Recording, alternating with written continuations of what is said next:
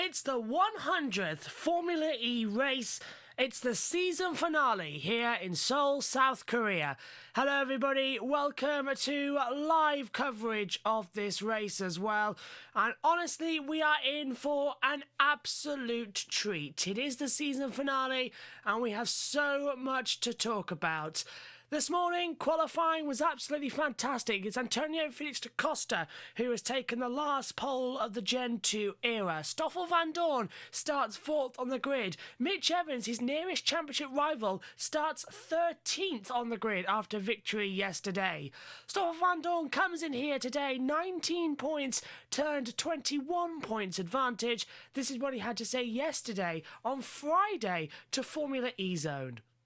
This is it. This is what it's all been building up to this weekend. How have you prepared for it the last couple of weeks since London?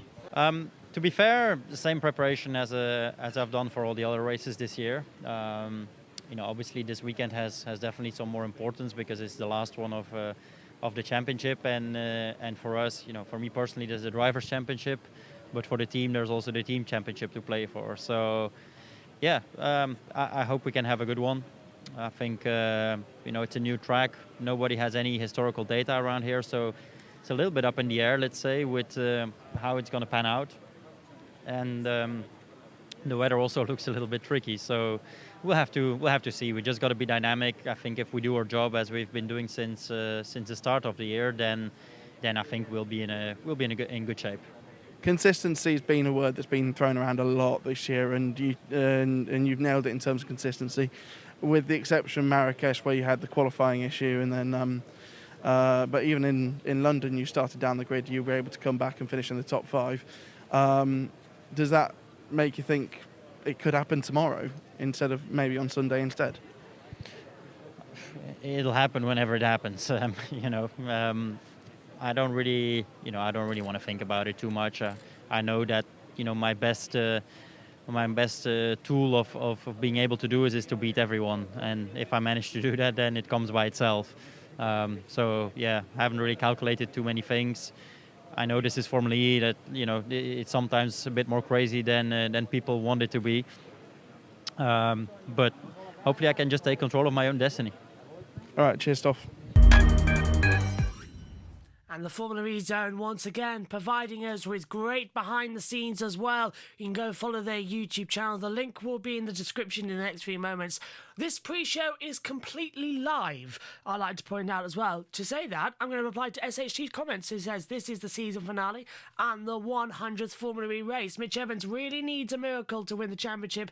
He says it needs Vandoorne to DNF as well as to win this race, which is going to be super tough for him to with him starting all the way down in 13th place of Mitch Evans. Absolutely. So this is completely live, and we are completely in the power as well of the race directors. We've got 20 minutes until the lights go out. Edward Hunter will be joining me in the commentary box shortly as well. But first of all, let's go back and have a word with some of the drivers from yesterday in race number 1. Dan Tinctum, Jake Dennis, Jean-Eric Verne, Oliver Askew and Oliver Rowland all spoke to Jack Pickering yesterday in Seoul, South Korea, and this is what they had to say. And it wasn't a long race for you, unfortunately. Apparently you had some choice words over the radio as well. What happened? I don't think I said anything over the radio. Okay, I'm not sure. I just heard that from someone. Yeah, okay. I overtook Buemi in 19, and then I just got hit a couple of times by him going into 20, and then he just fired up the inside, basically. I couldn't turn in, and then at that point he locked up, and then that sort of caused me to lock up because he hit me like that. And then he said to me afterwards, after the crash, that his brake failed. So, don't know. Pretty frustrating, obviously. I was in 13th, a relatively good position to maybe make something of the race today, but it was not to be. Yeah, was there anything with, was there like a surface change? Because we saw 8 or so cars go off. Was there something wrong there, or was it just what happened? I can explain a bit more there. So basically 100 metres before that corner, more or less where we brake, or just after where we brake in the dry, there's a big surface change. It's a lot smoother and like a darker tarmac, and then there's loads of road markings, like big, solid, like white triangles, which are incredibly slippery. So even though, you know, the crash looks so slow, because in my opinion, I reckon the last few cars are just so easy to lock a front, and once you lock a front, you know, you're going in. We only get obviously all-weather tyres, and they've only got 3 mil or less actually of tread on them at that point in the race. No tyre temperature, no brake temperature. So what looks like an awkward crash is like quite easily done from the other driver's perspective. You know, I got hit. There's nothing I could have done.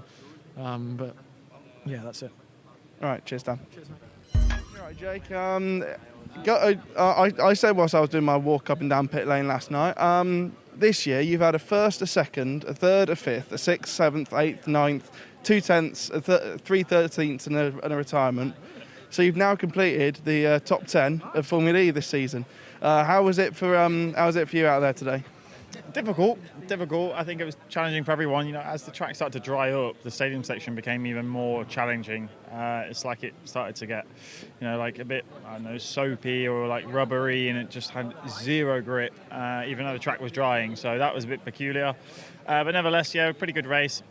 A bit disappointed about the red flag situation. Obviously, I did get ahead of Lucas, and then yeah, we just didn't complete the sector or something before the red flag came out by like 2 tenths. So I had to give the position back, and that was enough to obviously lose the podium today. I feel like it was so difficult to overtake in those conditions. Like, I think yeah, it would have been a solid P3, but nevertheless, yeah, you know, we've had another good 12, 13 points today, fastest lap, so third fastest lap in a row. So yeah, full credit to the team, and yeah, pretty happy. So going into tomorrow, one thing that's quite close now is that you as a team are quite close on Porsche now. Porsche did score some points today, but you guys are now something like 10 or 12 points out of it. So do you think that's the aim for tomorrow? Yeah, I think so. I think that's the aim, to try and beat Porsche in the team championship. Like, I don't really care about my driver's championship, so I think I may be 8th or something. So yeah, full focus on that. Hopefully Oliver can have a good race as well. We really need him to, you know, bounce back from today and yeah, get a good result. So yeah, I'm looking forward to it. Obviously, I feel confident that I can beat the guys, and yeah, it'd be great, obviously, to be ahead of them in the team championship, especially going into next year as well. All right, cheers, Jake. Thank you. Nice to see you back in the points. I mean, obviously that's where you're like aiming for, but it has been a while now since you've had that. Yeah, true. I mean, I'm gonna take those points gladly. Although, you know, we're here to win, and more than for, you know, 6th position. But, you know, after all the last races, I'm gonna take those one. Especially I started 9th in tricky conditions. So, you know, I'm happy with the day we've done, and I'm happy we got another day tomorrow, because I know we can do much better, and we're gonna fight for the win tomorrow for the last race. Tell us about that start, because you started 9th, but you were up to 5th or 6th by the time the red flag came out. Yeah, I think it was just a question of, you know, confidence under the brakes, and I had very good confidence with my car, and I could brake late. So I passed a few guys, you know, around the outside of T1 and another corner, I don't remember. You had a good battle with Stoff and Edo. I wanted to ask about the Edo one, because you kind of went into the back of him. Do you think he moved too aggressively there? Or? Well, I mean, I was committed to move on the inside, and in the last moment he moved on the brakes, and that's something that is forbidden in the regulation, and that's why he got a penalty. So at the moment, the moment he moves, what do? I try and brake harder, then I lock the wheels, and, you know, I hit him. But nothing I could do. Okay, cheers, Jeff. Thank you. Long race for you today, but you were last on the scene in terms of that incident down at turn 20 and 21. So what did you see when you were coming towards it? Just spray in the back of Andre's car. So he was my reference into there, and yeah, whoever was in front of him was his reference, and yeah, obviously it was just a big chain reaction. So it looks like from the broadcast that it's, you know, easy to see from that angle, like easy for the drivers to see, like it looks quite clear, but with the spray and you know, with the drops being stuck on your visor, you're completely blind. You're just driving off the car in front. So yeah, that's what happened there. Unfortunate, because there was yeah, a lot of opportunity to score points today with cars retiring. So yeah, I mean, should have started around 10th then, without the pit lane penalty, whatever it was. So. Was there something like on the ground going into turn 20 that caused all of them to go, everyone to go off? Or? Yeah, there's a big patch there of I don't know, it's sealant or something, and then there's also some concrete. So a couple different surfaces that are cause less grip than the rest of the track. So and that's just in the wet. Like in the dry, you don't feel that, but when those pieces get wet, it's they become like silk. Okay, cheers, Ollie. Yeah, thank you. Congratulations, that was an incredible day. First, I want to talk about qualifying. You seem to find about a second in one sector alone. What was it like out there? Yeah, it was tricky. It was good. I enjoyed it a lot. There was listen, we haven't had the best pace in the dry all year, and we're always on the bridge to get into the duels. So I knew today was a good opportunity to make hay while the sun shines, should they say. And I just went out and enjoyed it. I put the car on the limit. I had some fun, and I was fast. Tell us about that overtake on Lucas in the stadium section, because it looked quite dicey in there. Yeah, he was very fair, to be honest. I was telling myself, I've had a lot of DNFs this year, so I was saying stay out of trouble, score some points. Even though I was disappointed to be third, after the start, and I was thinking stay out of trouble, and then he just struggled for grip in the stadium on the first lap, and I just said, you smell, and then I just went without thinking, and luckily enough he was really fair. Otherwise, could have ended a bit differently. And now also with the team, because obviously you scored 21 points today. That gives you, I think, about 12 points now margin over Nissan. Do you think that's the podium just sealed the deal there? You guys have got 8th in the standings this year. Yeah, that's the first I've heard, to be honest. Being a fighter for wins, I don't care about finishing 8th in the team's championships, to be honest. I mean, it might be nice for the team, but it's not why I'm here. So, if that's the case, then great. But it was nice to be back up the front. Absolutely, that's the most important. I enjoyed the race, I enjoyed the battle, and it was good fun. And you can do it all again tomorrow? Yeah, I think so. We struggled in the dry, so I don't know what the weather's forecast is. I saw a lot of rain, but then it seems to be disappearing, so whatever it is, we'll do our best. If it's wet, I'm looking forward to it. If it's dry, I think it'll be a little bit more tough, but we still have the capabilities to score good points, I think. All right, cheers, Ollie. Congratulations.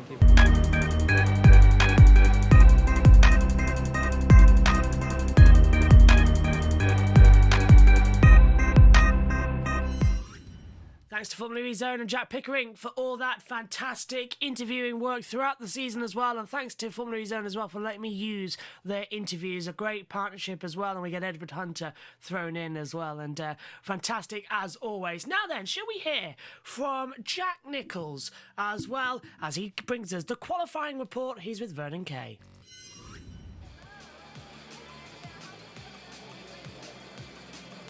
Joyous scenes here on the grid in Seoul at the Olympic Stadium. Hosted the Olympics in 1988. Jack Nicholls wasn't born then, but he is going to give us all the info that we need about qualifying that happened a little bit earlier on. I am indeed. Hello. Well, it was a big qualifying session for the championship contenders, wasn't it? Yeah. Stoffel Vandoorne made it through from the group stages. Mitch Evans didn't. And that was the big surprise, really, because yesterday he wasn't happy with the car in the dry. Then it was wet in qualifying, third on the grid. Wet in the race, wins the race, but he hit the wall in the dry. That didn't really, I mean, it was dramatic and you know, nice little crash, but the lap was already gone. And that's the reaction. Phil Charles and James Barkley, the whole crew, he's down in 13th on the grid. Total disappointment. Has to win if he wants to win the championship from 13th. I mean, Nicky said it earlier, it's not impossible, but it's barely possible. He has got form, though, hasn't he, of going through traffic in Formula. He's a very good racing driver. The lowest that a race has been won this year was from 9th on the grid, which was Mitch Evans in Rome. So it's not impossible, but it's not helped by the fact that Stoffel Vandoorne, the championship leader, not only did he make it through into the duels, he also was through into the quarterfinals, and he starts up at the sharp end of the grid, and that's going to be the difficult part. Is he lost out in the end to Eduardo Mortara, did Stoffel Vandoorne, but he's still up here, and when he only needs to finish in the top 7 to win the championship, he's starting in the top 7. We'll see. What's he going to do? It's difficult. Yeah. Well, the most interesting thing for me is where he's sat. He's got Jake Dennis, who loves to race. You know, our rookie of the year last year, he loves to race. Edo's got a lot to prove still, and he's in the same drivetrain as Stoffel as well. And we've got Antonio Felix da Costa at the top. I mean, and it's the last race of the season, so everyone's going to be elbows out. Everyone's got nothing to lose. And like you say, da Costa on pole position in the DS Techeetah. In the final, he just about managed to beat Eduardo Mortara. It was a very, very close fight between them, well, until the last sector. That's where da Costa managed to pull the advantage, take pole position.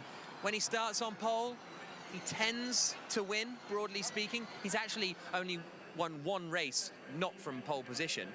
But I don't know if they're going to be able to hold off the Venturis. Jake Dennis is a bit unsure as to how far he can finish up the order. Vandoorne's going to be coming forward. You've got Robin Freitz, who's feeling quite aggressive and wants a podium too. So if Vandoorne's in the middle of all this, you never know what could happen. And also, Jack, throw into the equation that this is the last race we'll be using the Gen 2 cars, because next year we move on to Gen 3. So after this, we don't need these cars. Do what you want with them, lads. If anybody wants any memorabilia of a Gen 2 car, I think the spares garage this afternoon is going to be the place to go. Absolutely. I think you can get anything you want there. Jack, have a great race. It's always a pleasure, never a chore. Look forward to your commentary a little bit later on. Let's go and find championship leader, a man who I would imagine at this moment in time is quite nervous. Lots of people around him earlier on looking for photographs and wanting to chat to him, and we've got priority. Let me just bring my energy down, Stoffel, because I would imagine that you're getting yourself in the zone. You're at the top of the championship standings. You've got the opportunity today to lift your first ever Formula E World Championship trophy. How are you feeling? I'm feeling good. You know, I'm starting in a great position, P4. And yeah, it's a little bit of an emotional race as well. The last one for Mercedes, still 2 championships to play for, and yeah, really what I'm trying to do is to finish this story on a high. You guys are so consistent, and it's that consistency that has got you where you are at the top of the championship table. What has been the key to that?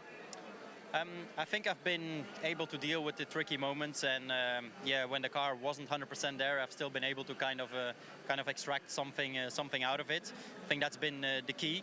We've you know, maybe not had the most of highs, let's say, compared to like Jaguar. They've won 4 races, but I've been there all the time. I've been on a lot of podiums. I've came close to more race wins.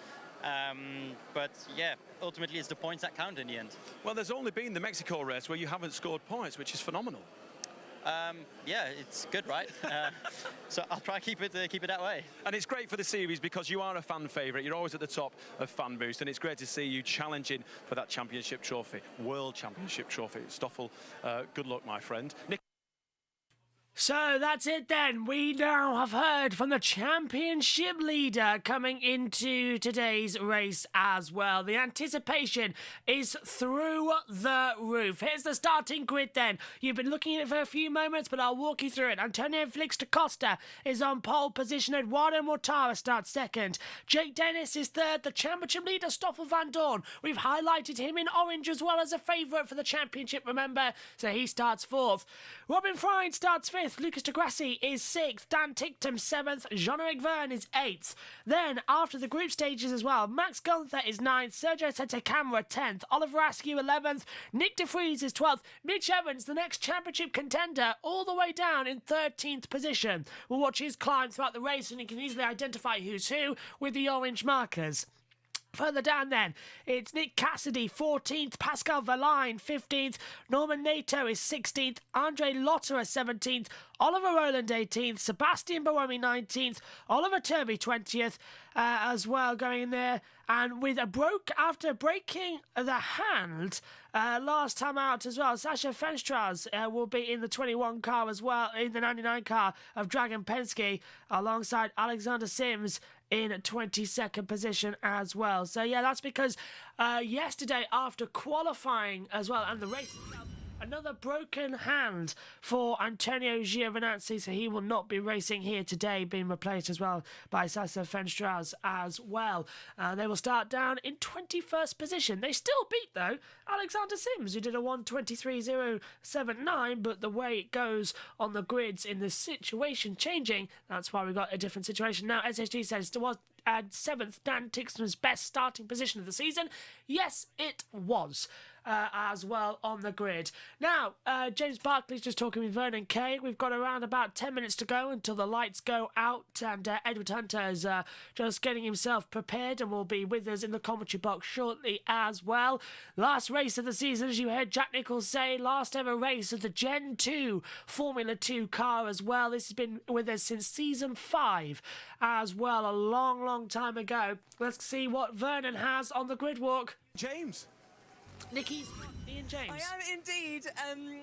Ian, I just saw you have a final word with Stoffel. Can you share what were your words of wisdom? Yeah, just to enjoy it. I say that every time to Stoff, but today I want him to really enjoy it. So just to get out there and do what he needs to do, and then let's see what happens by the end of the race. It was a really nice moment, a good handshake there.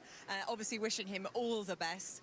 Generally, have you seen a sort of a change in him at all before the start of this race, or is he still as cool and calm and collected as he always is before every race? This whole season, he's just been in the zone, shall we say, and today's no different. So he's cool, he's calm, got a smile on his face, and that's what we need. So I've got every confidence he'll do what's necessary. Brilliant. Well, Ian James, we do wish you all the very best, and we will catch up with you at the end of the race.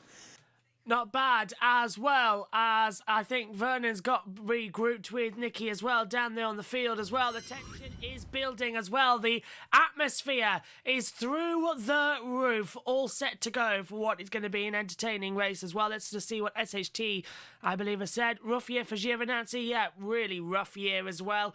The car's been off the pace nearly all season long, and now we've had this weird situation with him crashing and breaking something as well that's now put him out for the last race of the season. So not great news for Giovinazzi, and I'm not sure if he's in the car next year either.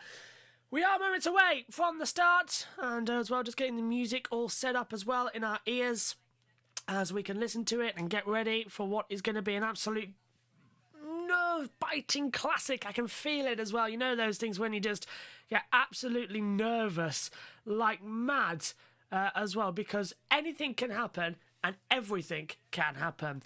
So I believe Dario is going to be giving us something to talk about in the commentary box. 2-car guiding you around this circuit. Let's take a look at the circuit then with Dario.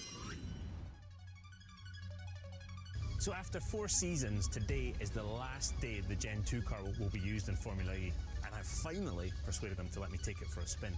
So let's go for a lap and find out what this Seoul ePrix circuit is all about. All right, here we go.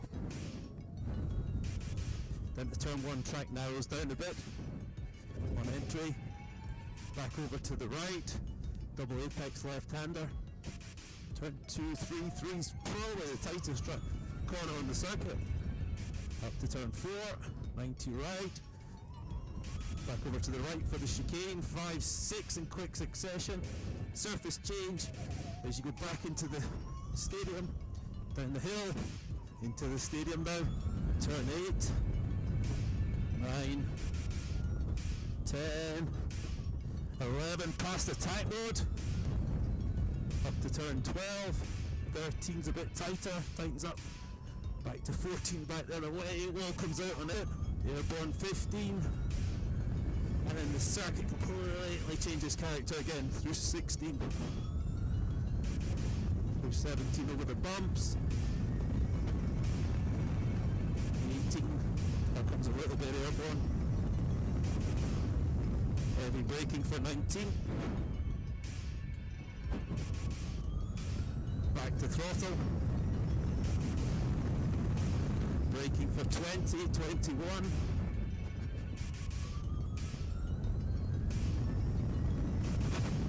And then coming up to 22.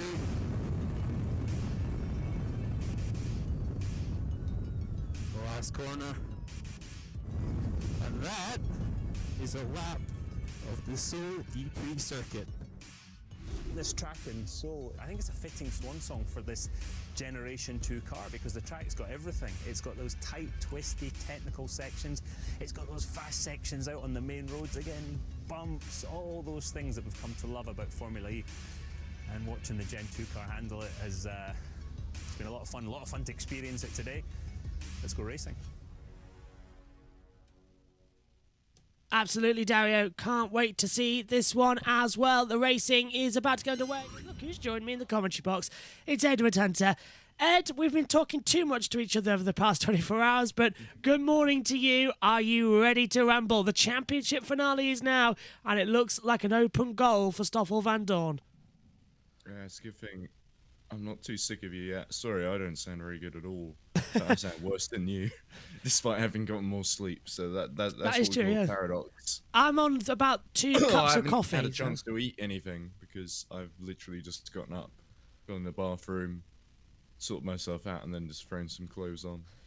Yeah. Because I'm going out to. You are, yes. Friends of the family at like midday is when we're going, is what Dad said. So we can't really stay beyond a certain amount of time. Yeah, well, I 'cause think you've gotta Screw get there. Network is gonna. Well, I don't know. Well, by the time this ends, it's gonna be what, 9 or 10, hopefully. Round about that, yeah. Well, we're going to And get then, ready, and I'll give you a couple of seconds to catch your breath because it's time for the South Korean ePrix. The last race of the season is now.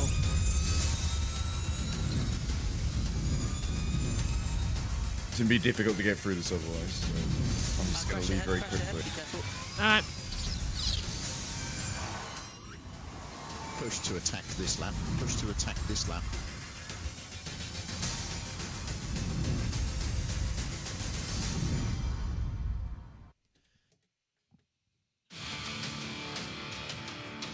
We've done 99 Formula E races across that time. We've spanned 8 seasons. Now is the time for race 100. And with it brings, as always, a spectacle. It is the last race of the season. It's the last race of the Generation 2 Formula E car. And with it, we have beyond excitement. Here's the starting grid then. It's a penalty for Alexander Sims, which puts him to the back of the grid. Fenstras takes the place of Antonio Giovinazzi after a broken hand. Oliver Turvey and Sebastian Buemi and 18th and 19th on the grid. Roland then back in 18th, and Lotterer. Norman Nato 16th, Pascal Verline 15th. Nick Cassidy's 14th, Mitch Evans lines up 13th on the grid. Nick De Vries is 12th, Oliver Askew in 11th. And then we go through the normal top 10 procedures as well, and this is where things start to get interesting. With Mitch Evans, the championship contender, starting in 13th, not even making it through the duels, it went to Sergio Sette Camara, who topped, as well as Max Gunther, who was the next best in the group stages, starting 9th on the grid. Into the duels we go. Jean-Eric Verne eliminated first off as well, starting in 8th position for DS Techeetah. Then alongside as well, it's Dan Tinctum, his highest qualifying of the year, starting in 7th position according to Jack Nicholls. As they come back through. 6th on the grid for Lucas de Grassi as well. His last race for Rocket Venturi Racing. It didn't last long with that team, did it? He's off to Mahindra next year. Then 5th on the grid for Robin Fries. The driver has really impressed us this season as well in Envision. Can he steal anything today? The championship elect, Stoffel Vandoorne, 21 points ahead. Can he now get the advantage here today to take his first ever title? And Mercedes, second back-to-back. Jake Dennis starts 3rd. He was really quick off the mark yesterday. He's been the most competitive and consistent this weekend. Eduardo Mortara starts in 2nd position.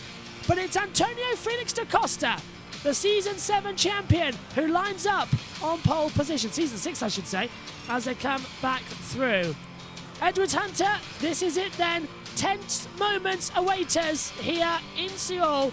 Giovinazzi not racing as well. Sasha Fentras taking his place as well. And he is quick, 23-year-old as well.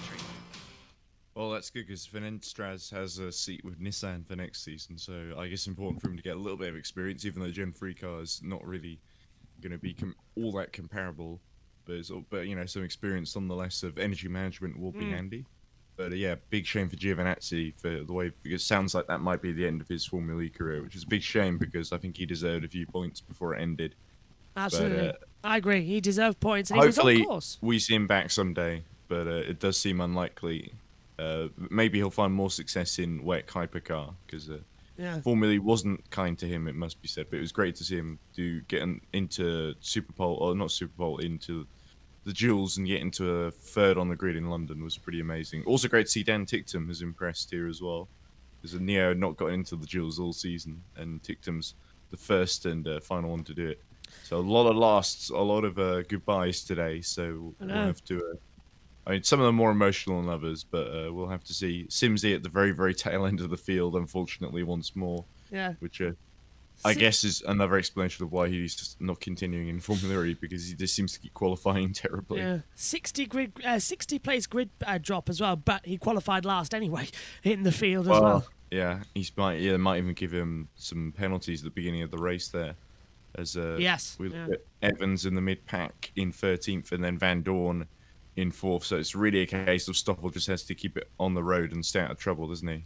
We've highlighted them for you as well on the driver tracker. The two orange drivers, Stoffel Vandoorne and Mitch Evans, they've been highlighted. So wherever they move up in the positions as well, that's where you've got to keep your eyes on for the championship.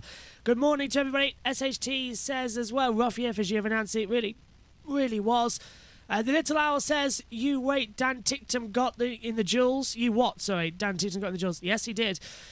Morning, Joe. Samiego, he says morning. Then Little Owl says, fair play. It is possible to miss an open goal, though. Yeah, Manchester United that yesterday when we were watching the races for ERC.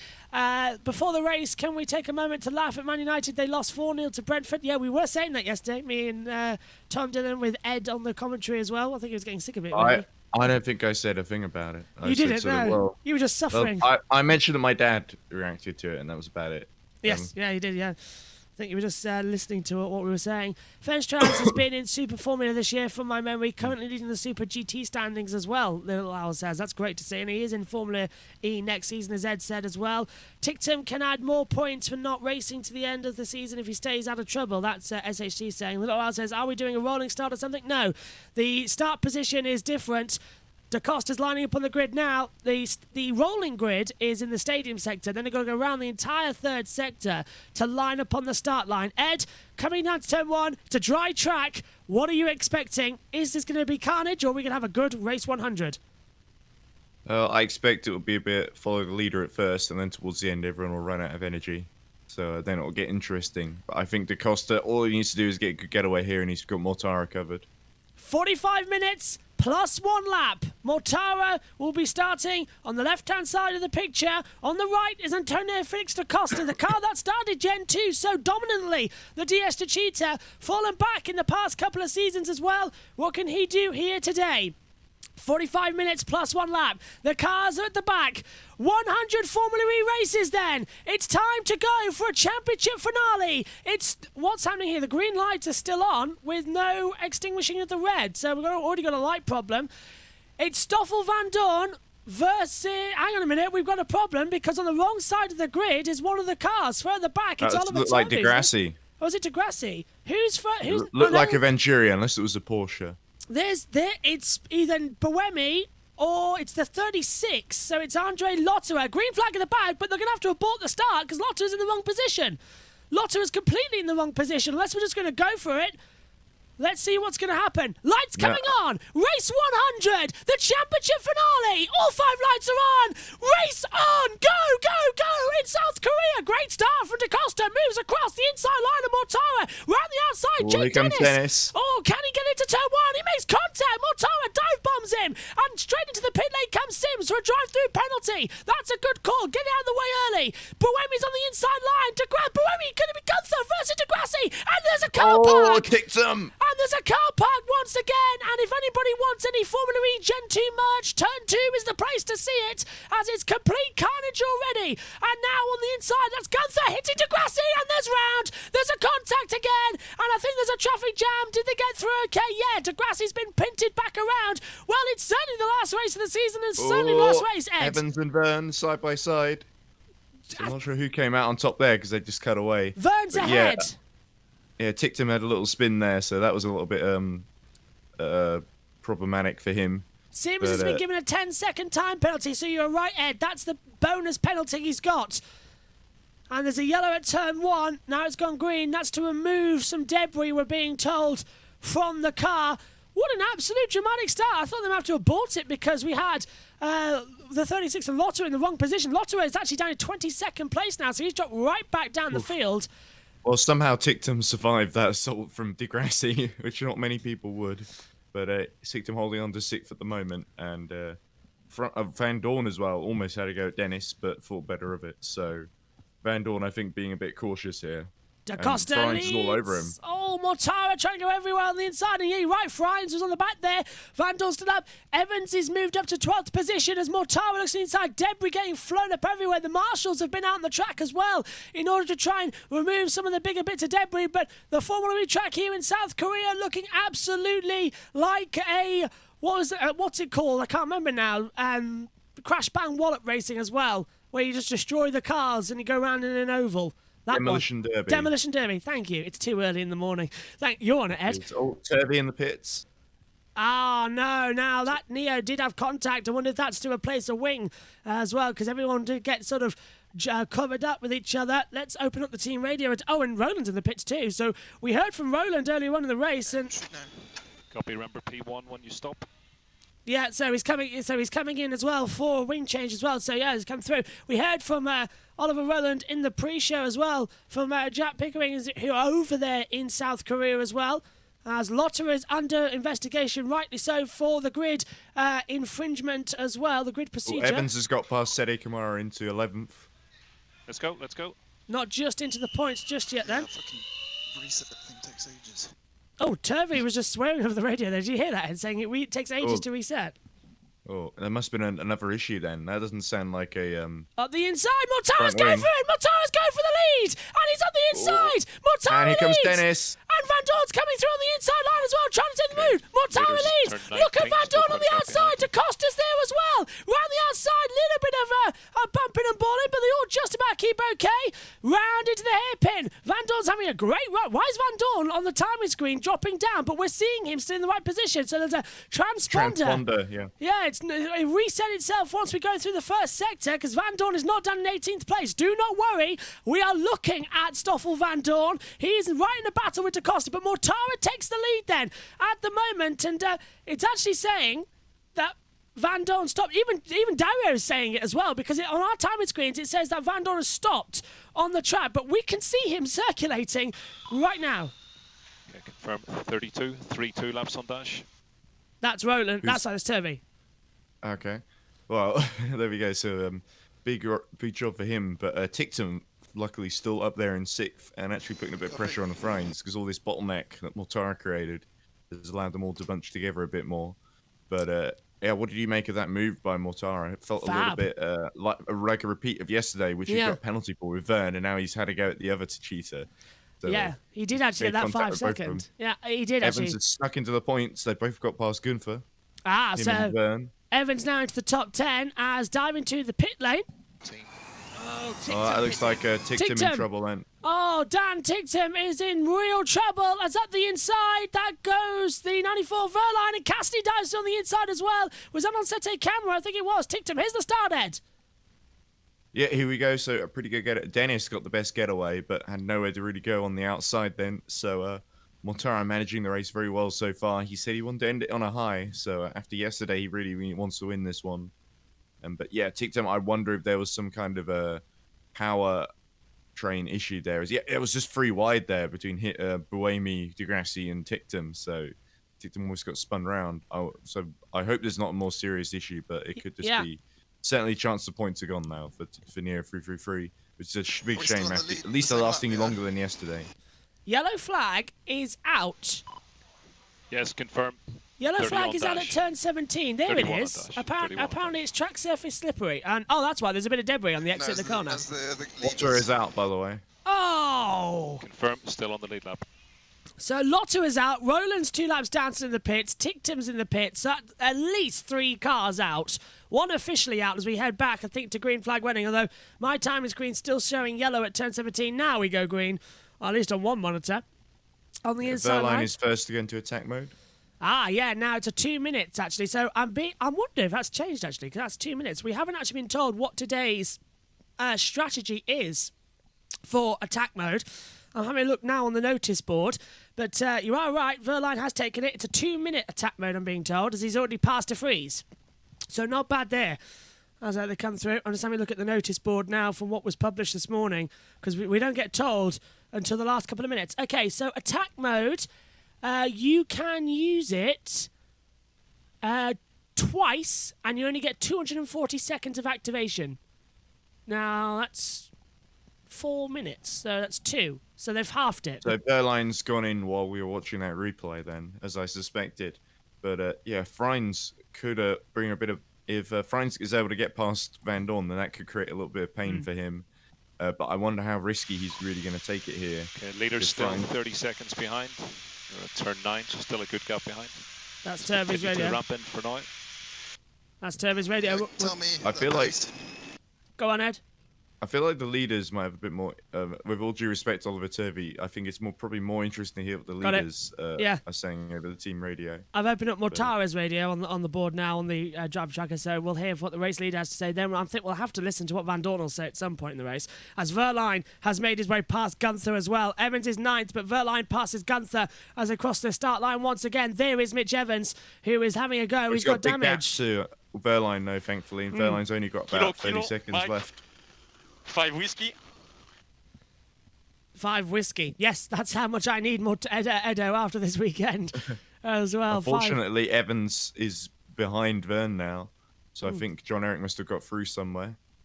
Yep. Verline's out of his attack mode already. Speed are quite good, Edo. Good job.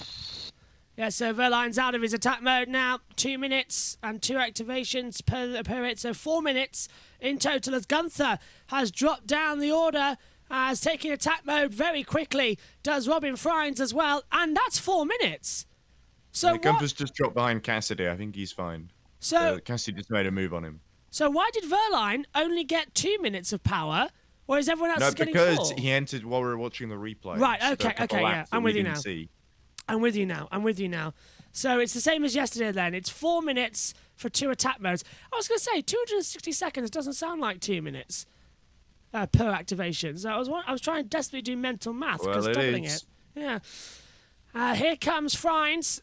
Just under now, he's chasing the championship leader. Stoffel Vandoorne is in 4th position at the moment as well.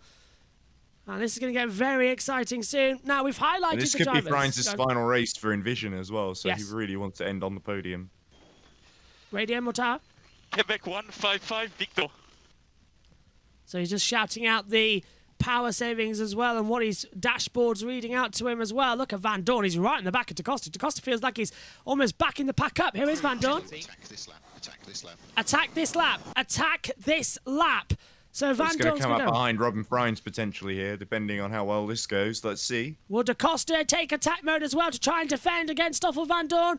Out of the last couple of corners, I think, no, DaCosta does go for it, so does Vandoorne, and they come out just ahead of Robin Freins, so attack mode is in the wrong position, because if you're directly behind it with it, it doesn't make a difference, so... Yeah, you don't lose too much time going for it, that's the problem. If it was on the exit of a corner, it would be a bit more punishing. With Verline's off! Sorry, Verline's crashed into the wall at turn 4. Verline is off at turn 4. Both Porsches out then. So we might have a safety car on the driver tracker. It's showing him in stopped at turn 4. That's where the yellow is. And there it is. Verline's out, pushes the car off as well. And that's really bad news for Porsche in the Teams Championship because Andretti were not too far behind now.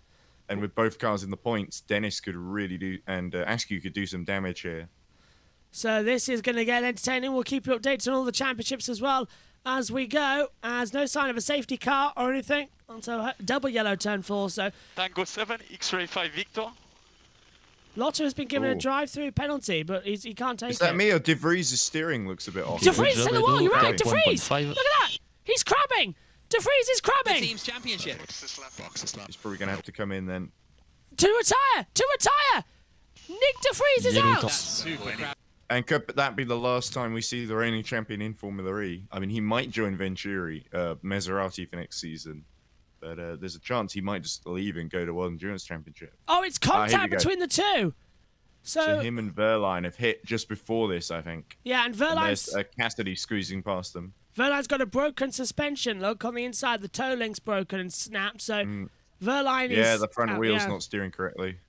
And rear diffuser damage, I think, for that of De Vries. So he is crabbing. It's Now, like R Factor. The replay doesn't go back far enough Yeah. to show what actually happened. So we've got onboards as well. But look at that. Mercedes would be the championship contenders. Well, Mercedes on 313, Rocket And look, Venturi on 344. Andretti in sixth instead of Porsche. So there we go. They were only about 15 points behind, but they would climb that crucial position if it stays like this. Vandoorne's angry now as well. He wants to get that podium spot away from Da Costa, who's constantly I slowing don't him think down. he would be angry. I think he would be happy. He's in a position to win the championship if he just keeps going. So Does he want to be I on the think podium? Yeah. Does he want to... Oh, De Vries is out. Okay. I think he might be anxious. Yeah, De Vries is still out, so that hasn't changed. It's not magically repaired. The crabbing. I'm being told as well that that yellow flag is still out there at turn 4 because they're going to try and clear it without a full course yellow to slow them down, which is reasonable enough as we swing back through. As 32 minutes, 50 seconds plus 1 lap to go.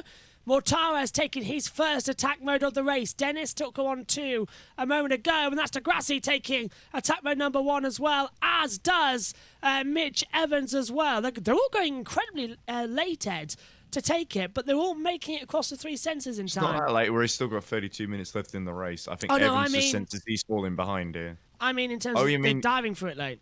Oh yeah, probably a late call then. Yeah.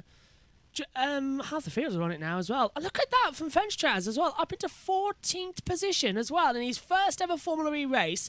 He only had practice 3 It was a qualifying in late the race. call up too. Yeah. I don't think he's the reserve driver for Dragon, so it was interesting situation that's not really happened before.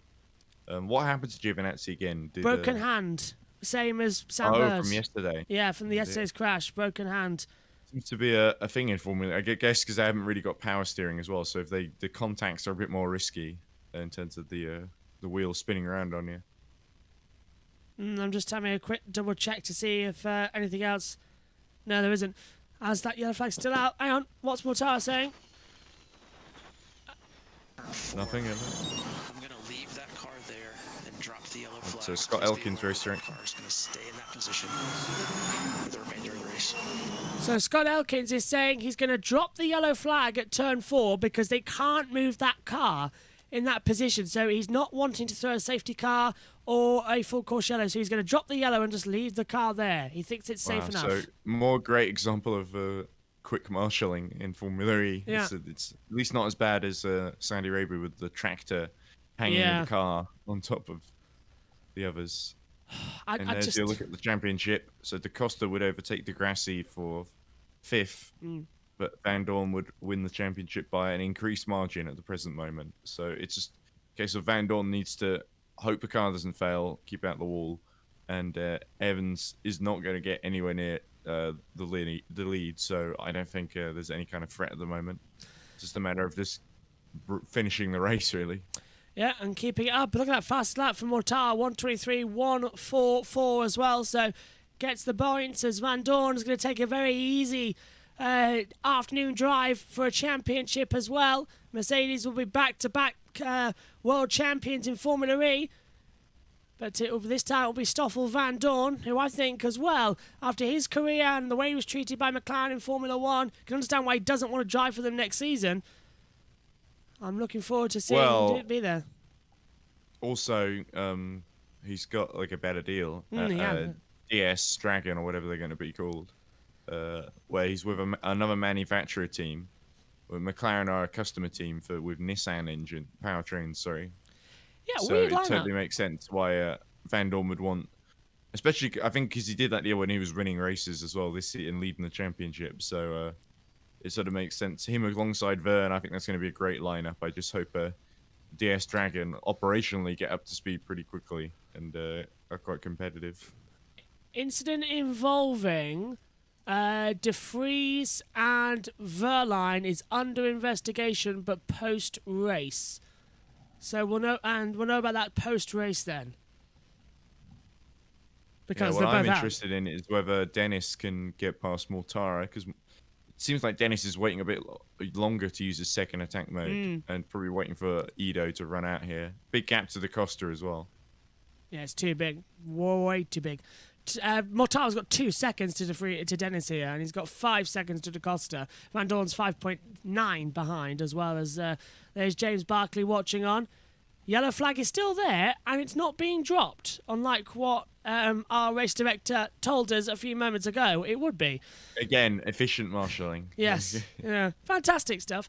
Scott Elkin is a good race director, but sometimes, in crucial moments, he does worry me. Well, that's not his fault. Yeah. He's had a plan put in, and he's decided that this is safe and, a risk worth taking, and the marshals or whoever carries out his orders has just not done it. So I don't know if there was any disagreement and there's a kind of argument going on, but I think it's probably more likely just slow the communication probably is the issue, or someone not knowing how to carry out the order. Do you remember 2013 in South Korea, the F1 race, when Mark Webber's car caught fire and that fire marshal car went out on the live race circuit completely of its own accord, and Charlie had to throw the safety car? I don't really remember too much of that 2013 Korean Grand Prix, except for I think Vettel won, and there was a good little battle between Hulkenberg, Hamilton, and Alonso for fourth, I think. Yes, yeah. And Hulkenberg was at the Sauber, and he held them all off, which was pretty impressive. If anybody wants to see it, lap 36 of that race. I only watched it the other day. I watched that race back, and I remember that that ridiculous thing as well, because it was just the local fire marshal who went out on the circuit. He was there, and he just drove down the back straightaway. And that's a straight where it was, at the time, the longest in Formula One. I didn't get up to around about max speed by halfway. So Vettel was pounding down the straight, and all of a sudden there's a fire truck in his way.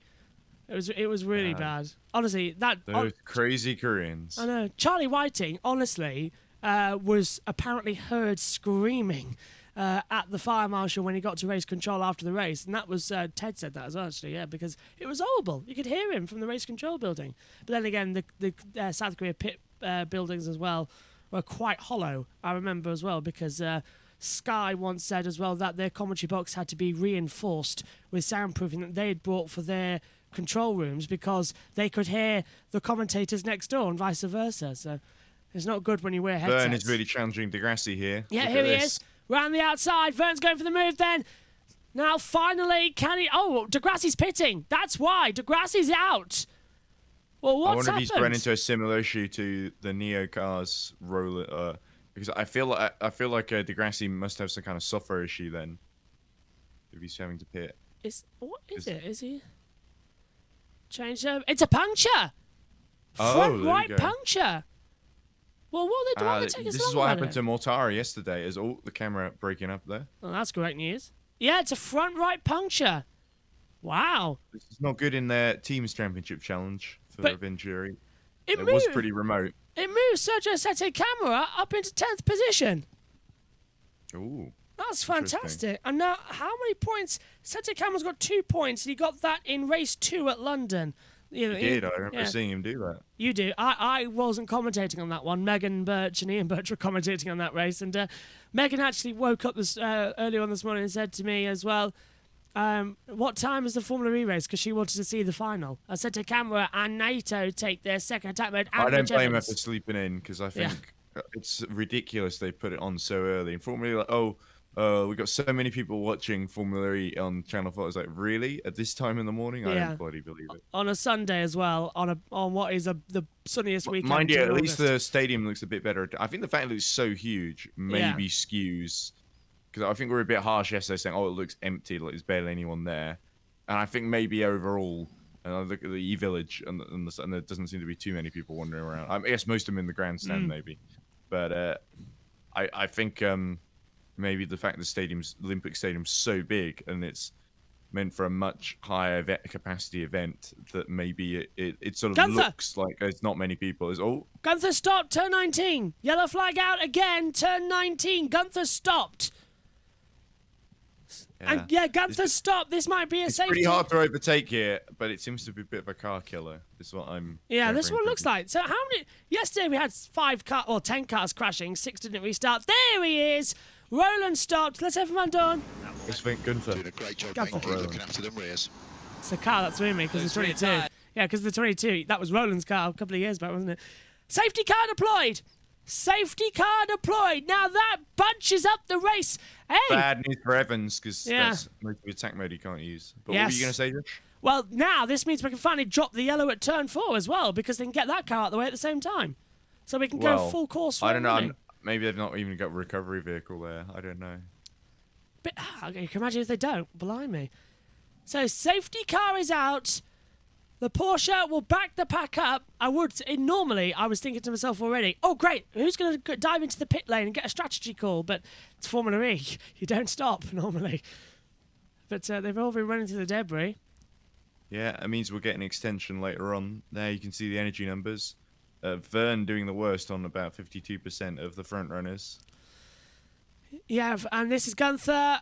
Hang on a minute, he's already got a broken wheel. He was already understeering. Yeah. I think the steering is damaged. It's similar to De Vries, except that the front... It's almost like the front left was just not turning in. Oh, look at that. Suspension's completely hanging off down at the bottom there. So the pull rods and push rods gone. So Possibly suspension failure earlier yeah, on. recovery. Scott Elkins. Hope we see more of Gunther next season, because it's his future's another one that's a bit up in the air right now. They are recovering it. They are recovering Verline's car.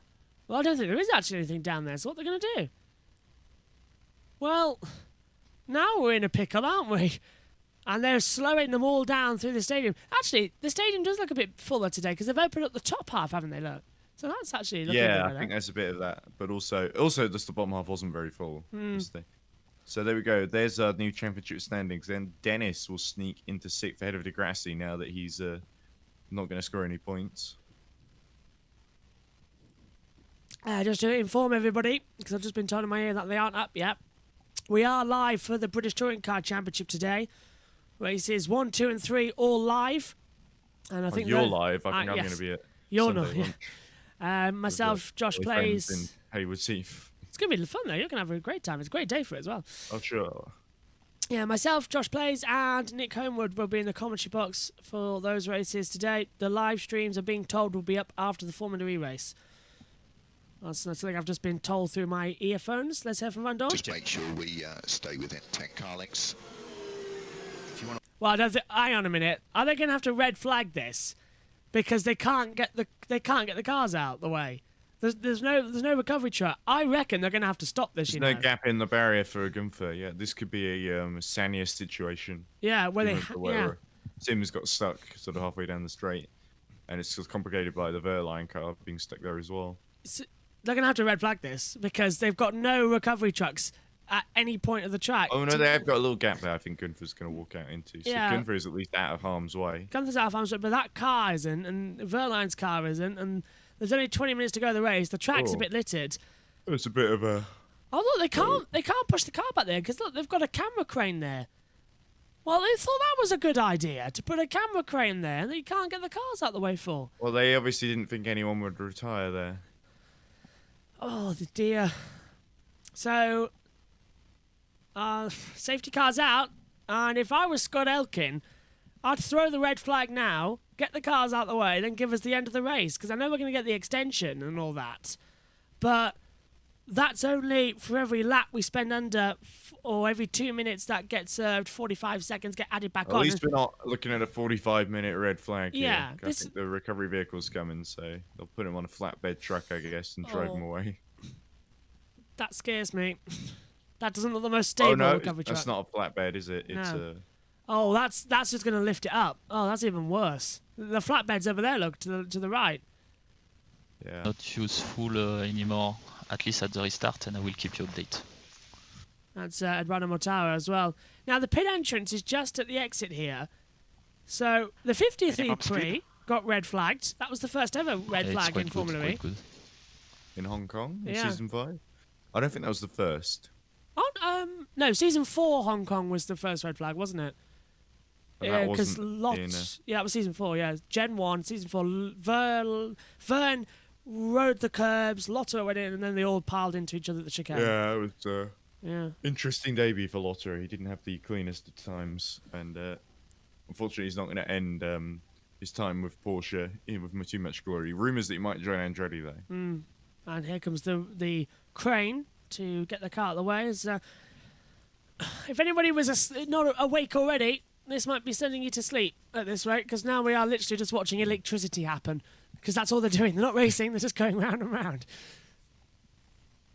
Well, they're all trying to lift and coast and save as much Yeah. power as they can, as energy as.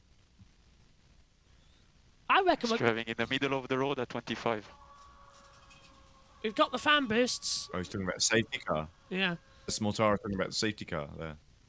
Yeah. Yes, he was, yeah. Driving Yeah, on the road things are at 25 struggling miles per to hour. remove the car of Gunther.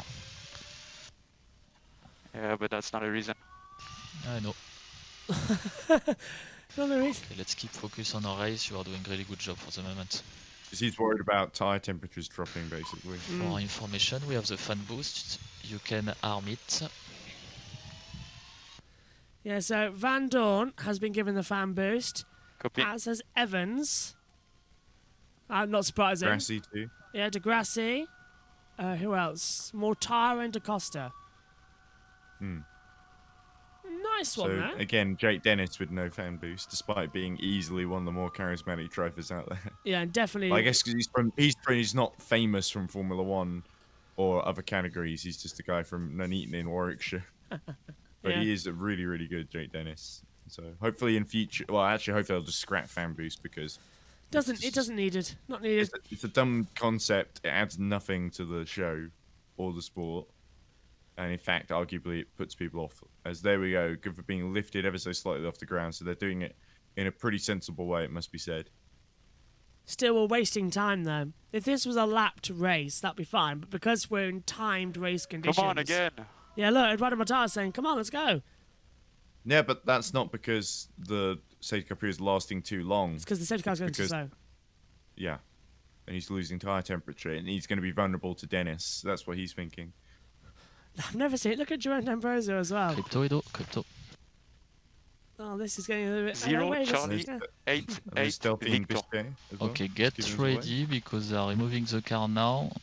So I don't have any information for the moment. But if the safety car is really slow, they can do a surprise. Well, we're gonna get this time back, but hang on, are they walking it all the way back to the? Oh my goodness! Well, he just stopped at a really awkward place, to be fair. I Yeah. don't think it's completely the marshal's fault. They're just doing the best they can out of a bad situation. I would have red flagged this because this is going to take. This has already taken 7 minutes. Oh, they've got a hole. They've got a hole. Look, we didn't see that. They've got a hole in the fence further down. There Oh, you go. fantastic! There's another hole. Brilliant. See, they do know what they're doing. Yes, they do. I stand corrected, but I think that still should have been a red flag because then we could have removed Verline's car at the same time On va avoir and des problèmes avec les had a full températures. race under green. No, Des push. no, for the I don't know. moment. I don't think this is too bad. No, to no, be and for honest. the moment it's adding time, so it will be between 35 and 36. I feel like we're copying this conversation that Mortara's having. You're saying like Mortara, like, oh, I don't want to spend any bloody time under safety car. Let's just get going again. I was like, it's really not that bad. And to be honest, I think a red flag would honestly take longer. You have to do all the restart procedure. Action here in the jam shield. Oh, And there's the baseball stadium. yeah, the baseball's there. Vandoorne's actually standing like you, Ed, as well, just trying to keep calm and saying, no, it's all good, it's all good. Vandoorne Well, will he's be about happy. to become champion, so that's to be expected, really. I think they've cleared the car at turn 4. The medical car was there, as the driver track is showing. Okay, remember we need to respect the turning car lengths. So we're added time. Safety car is in this lap. So Yeah, and engineer telling Mortara to respect the 10 car lengths, so that's the gap that he needs to. Oh, he has to stay within that of the safety car, isn't it? Yeah, within Can't 10 like drop cars. down to a crawl. Problem is, the restart zone is different to where the pit lane entry is, so the safety car has to gun it out of turn 22 because that is the start line is the restart zone, which is what we learned yesterday when the race went green again. So the safety car's got to gun it down the straight, and Mortara has to wait because the restart line is the start line, not the finish line. Good thing the safety car saved all that energy. Yes. To really go for it. Look, because the safety. Look, here we go. Here's the restart zone. Mortara's weaving a bit to get some tyre temp in, but here we go. He's gonna dictate the pace and get going any minute now. And Dennis needs to be on the ball here. At the last corner, then the start line is the restart zone. Safety cars into the pit lane. Green flag. Race on again, and Mortara's literally leaving it to the last second because you can overtake from that line now. Dennis should know this. Dennis should go now. It's not from the last corner. It's from now. Has nobody read done the regulations? The green flag's out. It's not. No, that's the safety car line. The one just there that they just crossed on the what looks like just after the pit entry. We're racing again anyway, but still. You got it wrong there, Josh. I don't know. Yesterday we went for the start line. I think they know. Okay, well, there wasn't a safety car yesterday. Well, no, we didn't restart from the safety car, did we?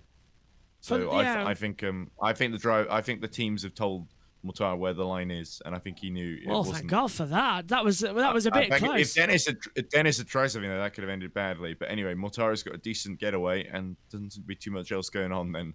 No, so, do you know, I haven't noticed actually. I just looked down. Did you see the Formula E logo? Oh, and Mortara takes attack mode. Dennis trying to go around the outside hasn't worked out. DaCosta, Vandoorne. Oh, so you could take attack mode and not lose any time. That needs to change for next year, because that's not the spirit of attack mode. Well, I don't know. A lot of people argue that maybe attack mode is not in the spirit of pure racing or whatever. I mean, neither are pit stops, but it's sort of there for convenience. Dennis is in a sandwich. Dennis is going to be vulnerable to DaCosta. Here we go. Goes to the inside line of the run. Down towards turn 22. DaCosta knows there's a start-finish straight coming as well to have an attack. There's the green lights. I think you do lose time going for attack mode, but just not very much is the issue here. He's going to go all the way around the outside of him. That's going to be close. Leave space. Contact. DaCosta gets a little bit of attack. I think they made it through. He did. Oh, and Vandoorne's through. Where's DaCosta? I think DaCosta got sent off into the runoff there. Oh, he is, yeah. DaCosta's off. DeGrassi uses his fan boost as well to try and pass Fenstras.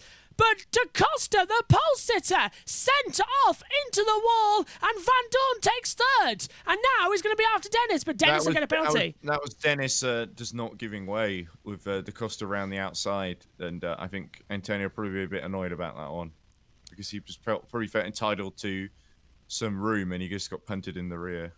There is a 6-minute, 45-second extension to the races. Dennis takes his second attack mode and now keeps ahead of Vandoorne. That's going to make Vandoorne's life a bit harder as well to get through. You can sense he wants second. With all that happening, Mortara's really made a breakthrough now. So talk us ahead. I think here we go. So DaCosta using attack mode on the outside. Thinks that he's cleared. Dennis turns in. Dennis is still there. I don't think Dennis braked too late and dive bomb. I think actually DaCosta tried a risky one around the outside. He shut the door. Yeah, exactly. I would have waited till the next lap maybe. And there we go.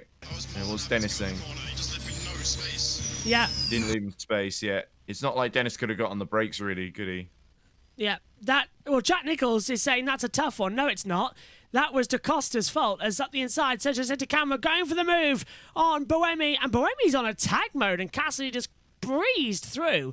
So you can tell and Santacamera's got a broken car as well, and he's fighting for control of it. So yeah, Fenestras and Sims are about side by side, and Sims has got through, and Turvey having a go at him as well. Oh, Fenstrad's not having a great attack there, is he, on his debut in Formula E? He's starting next year permanently for Nissan. Everyone around him's on attack mode and he isn't, so that's probably what explains that. DaCosta and Dennis is under investigation for causing collision at turn 22. Yeah. It was good, by the way, Pico, on his pit lane show, said as we see Vandoorne going for attack mode, and he comes up just ahead of Robin Friends. That was a bit Pico sketchy. was saying he agreed with, I think, you and me over the Mortara Vern incident yesterday, that he thought the penalty for Mortara was quite harsh. It was. And Vern was like, he moved in the braking zone and that's against the regulations. But I was thinking, well, he moved because Vern made a very, very late move himself. Which also isn't allowed. Yeah, so I don't think it's as clear-cut as Vern or would like to make out. But in the end, it didn't really matter because Mortara had the puncher anyway. Oh, and Vandoorne was a little bit wiggly out of turn 21 there as well, as he comes down the start line. Straight, there's the championship. Look, Vandoorne takes the lead. Roemi passed Sede Kamara. So Sede Kamara has been shuffled out the points because he just gotten in with Da Costa being sent to the back of the field. That's not going to last too long, though, because Degrassi is on 3 minutes attack mode, and he's right up behind them all at the moment. So Vandoorne's got a 210 points to 180 to Mitch Evans. So 30-point gap in the championship as Mortara runs out of attack mode. Buemi, Sims and Turvey doing exactly the same thing. Vandoorne is on attack mode, by the way. I know you can't tell because we've highlighted the drivers, but he is blue. We can tell you that right now. I'm blue, Babadiva.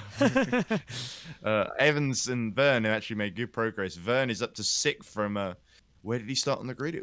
I think he was right behind Evans, wasn't he? In like 15th or 16th, and he's already got up to 6th. Vern start. Are we on about Jean-Eric Vern? Yes, Vern. Started 8th. 8th, okay. So Last he's of only the gained 2 places. He actually lost places and regained them. Yeah, because he dropped him and way Evans, back. Yeah.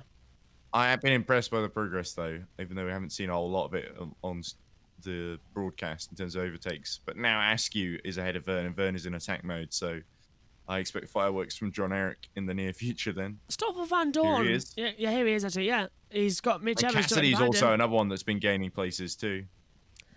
And Da Costa's passed Turvey, so Turvey... Oh, and that's why, because Da Costa's used his fan boost. Now, Degrassi used one as well. So that's all three. Vandoorne, Evans, and That Mortara. safety car was helpful for Turvey, and for Sims as well. Sims saved a lot of energy, actually, under the safety car. In fact, he overtakes Degrassi, both of them in attack mode. Aha. So good on Simsy. Sims up to 12th. That safety car really bailed him out, because Sims, I think, was just saving energy and coasting around until then. I would love it if he can get points. If he on his last race, if Sims can get points. Oh, hello, attack mode for Friends and Askew. It's like, yeah, Friends and Askew, yeah. Cassidy's done it too. Anyone else? And no. Askew sort of had to do that to cover off Vern, basically. So everyone bar Turvey has now used their attack modes because Turvey's got one left. So he's already last and out of the race anyway, really. Well, there is a time extension later on. Yes. Well, I know Turvey sort of got a little bit back into it with the safety car, but I think the Neo 353 just doesn't really have the natural pace. It would have been interesting to see how Tictum could have done if he'd not had to come in for the... I suspect it was either a puncher or a software issue, because I don't think he would have come in otherwise, and there was no damage to the car, really. Yeah. It was too obvious. And Da Costa's passed French Trass as well for 14th and 15th position as they come through. They have actually moved Verline's car, by the way, so they managed to do that. They did. We saw that during the safety car. Yeah. Oh. Vandoorne being given information. Everything's good, so no risks. Everything's good, but no risks. There we go. Thanks, Jack. Yeah, no need to take any big risks here. I think he's going to finish on the podium, which is great because we won't have to have a separate ceremony for the champion, I guess. Yeah, which we did have. Was it last year for Nick de Vries? Because he finished. Well, no, I think they might do the separate thing anyway, but it means that he gets to immediately celebrate on the podium unless Friends can find a way past him, which he might with 2 minutes left. Attack mode. I'm feeling, even though I've been up for a long time, I do feel actually a little bit refreshed as well. And the knowledge I've only got to do 3 races today, which are only 25 minutes in length each, is somewhat calming as well. Yeah, I'll have an early night tonight, I think. Well, again, you don't have to do any of these. You're doing it because you want to. I've been the 5 people that watch this. So. Yeah. How long? Actually, 156 are watching it now, so yeah, we're up a bit. Oh, okay. Well, I'm not surprised anyone is up at this time in the morning. Probably a couple of bots, though. I tell you what, though, Ed, you should join us in the MotoGP. We have quite a lot, about 2,500-3,000 watchers then during the race. Okay, well, Formula E. Unfortunately, I don't know too much about MotoGP, so I probably wouldn't be of much help there. F1's doing quite well though, so that's always good. So I do want to drag you on for some F1s as well throughout the season. Maybe the next early morning run as well. Just as it's weird because whenever I look at the streams, I always see so how many people watching now, and it's usually like I don't know, 10 or 12 at the most. Yeah, it's low, but then the overall is high. It's like cumulative, yeah. People tune in. Someone else tunes in, I guess. We're also, for some reason, which is often the case, our races boom after we'd finished live. So later on in the day, people come back and watch them. So they watch the race and they go on YouTube and see people react to them, don't they? Because that's what they like. So we often have that. Our best one was 10,000 for the live. 10,000 live on air for Indy 500 qualifying. Because it was only on Peacock. Oh, nice. Yeah. So our coverage got quite a lot then. Go on, Ed. And Estraz has dropped behind Turvey, so yeah, I feel the energy management getting a bit much there for the Dragon driver. Are still holding on to that final point from Norman Nato. Sims can be a threat behind. At what point do we say it's not Giovinazzi, it must be that specific car? Because Fenstraz is a very quick driver, and yes, it's his first race, but 16th off the pace massively. That's we've got to say sometimes it's the car. Not a whole lot left hanging off of that Dragon of Sede Kamara, is there? Well, you don't need these cars after. Rumour is that the Gen 2 car will be becoming a support series as well, and Generation 1 will become a support series as well. So, like, I don't think they can actually use Gen 1 anymore, can they? I don't think Well, didn't they donate a lot of the batteries from Gen 1 to schools? Yeah. To kind of like generators and stuff. Because I remember reading something about that. The added time has been added, by the way. So we've got 10 minutes left of the race, 6 minutes 45 seconds added. So we've got 10 minutes to go. Yeah, I remember we can't use Gen 1, but Gen 2, with the battery pack, we can still use them. So I think they want Gen 2 to sort of become like Formula E2 or something, or some sort of support series to the main run order as well. So I don't know what that means for us. Do we commentate on that? Because that'll be just basically Formula E. They'll have to change it somehow. I don't think it's completely necessary. You don't commentate on, like, I don't know, British F4. That's for, true, yeah. The Toka supports or whatever. So. No, we just stay on the main touring cars. Although Some of those Toka supports, I've been and watched them in person. They are great fun. Oh yeah, they are great. Especially Genettas. The Yeah. Genettas are great. The minis. I'll be watching them later on today. Because I've got more of a free day today, I actually get to sit down and watch them live. So I'm quite looking forward to that, actually.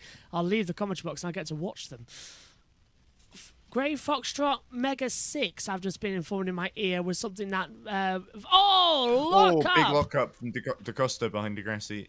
Did he hit the back of him? Turvey's gone into attack mode as well. No, he didn't. He didn't. Yeah, they just avoided that one.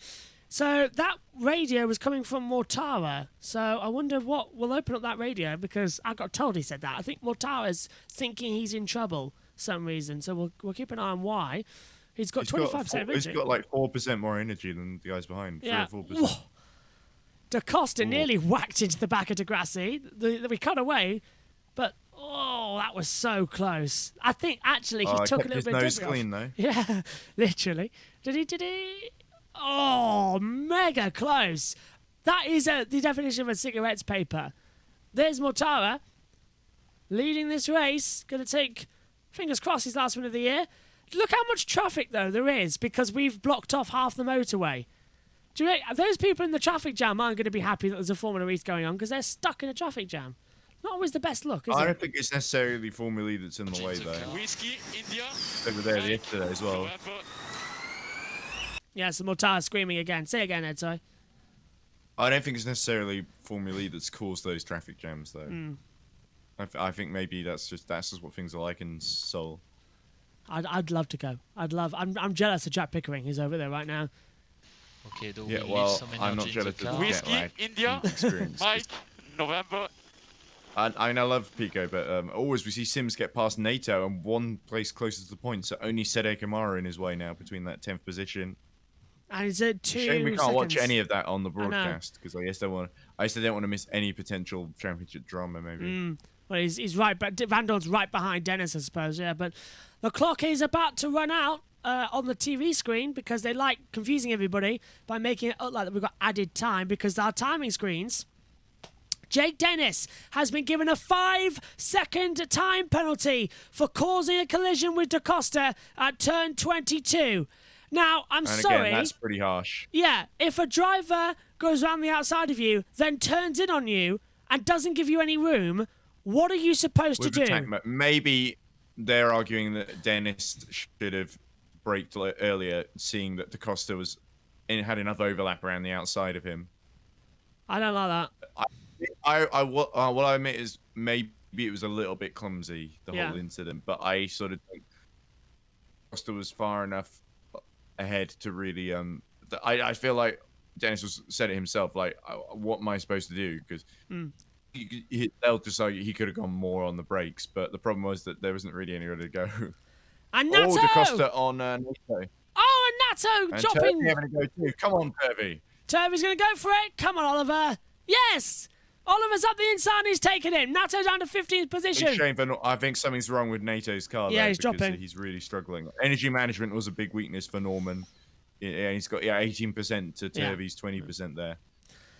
And that was the problem for him in his first season with Venturi, wasn't it? So looks like Norman, after a year out of the car, he sort of had to relearn everything, and it's been a bit difficult. He didn't last very long in. Oh no, he did last quite a while, but he was at the back anyway in the first race, wasn't he? There's the dive bomb again on the inside. That's Nato losing positions to Da Costa. And Turvey made the move a bit later on, as we said. Matt White from the Grid Network has just texted in the group chat saying, "What a BS penalty for Jake." And Kobe Lambeth says, "I agree. It was a racing incident, in my opinion." And I think that's the opinion Well, of the us. important thing now is he's got to keep the gap to Frines, because if he can build a 5-second gap to Frines, he can still finish on the podium. I'm trying to work it out at the moment. I don't think it's that much, is it? Gap between them as things stand. I've highlighted Jake, 2.3, 1.5. He's got around about a 2-second gap, 2.5 second gap, so it's not that much at all. So he's still got to find some time. As Vandoorne will finish second, and with it, already then, secures the championship. Well, Jay Dennis has got to hope we really don't end under a safety car now, because Yeah. that could just drop him down the order. We are into But added at the time. moment, even with that penalty, I think Andretti is still on course to beat, because Askew's up in 5th as well, they're still on course to beat Porsche in the Teams Championship, which is the crucial thing for them. And I'm trying to work out, Mercedes do take the Constructors' Championship as well, despite the fact that one of them is out, but one of the Porsches is out as well. And this is to talk us. Well, they got one guy in second. Yeah, there we go. So again, I don't have too much more to add. Yeah, I sort of sympathised with Da Costa a little bit because he was sort of on the outside, thought he had the move done, and I'm looking at from Jake's his wheel. perspective, he was punted around. I think maybe Jake could have braked a bit more, and but Yeah. I think the risk there is you lock up or something. I can sort of. It's It's a letter of the law Yeah. sort of thing by the stewards, but I sort of feel like it wasn't too much. As Mortara gets his fan boost out of the way. Yeah, got to use it before you drop below 10% of energy. Yeah, it seemed like the letter of the law to me, but sort of in that sort of circumstance, I don't think there was much Jake Dennis could really have done to avoid the collision when he was on the inside, other than just sort of giving up, which is not really what a racing driver tends to do. No, got to keep on, got to keep the power. I've got that song in my head. Got to keep it, got to go clean, got to go clean, got to go everything. It's just I've got loads of things in my head. It's so early in the morning, you just start singing. We always play. I don't hashtag know what Sports you're Song on Bank. about. Well, that Completely song as well. Gibberish to me. I can't remember where it was on. I'll send you it later.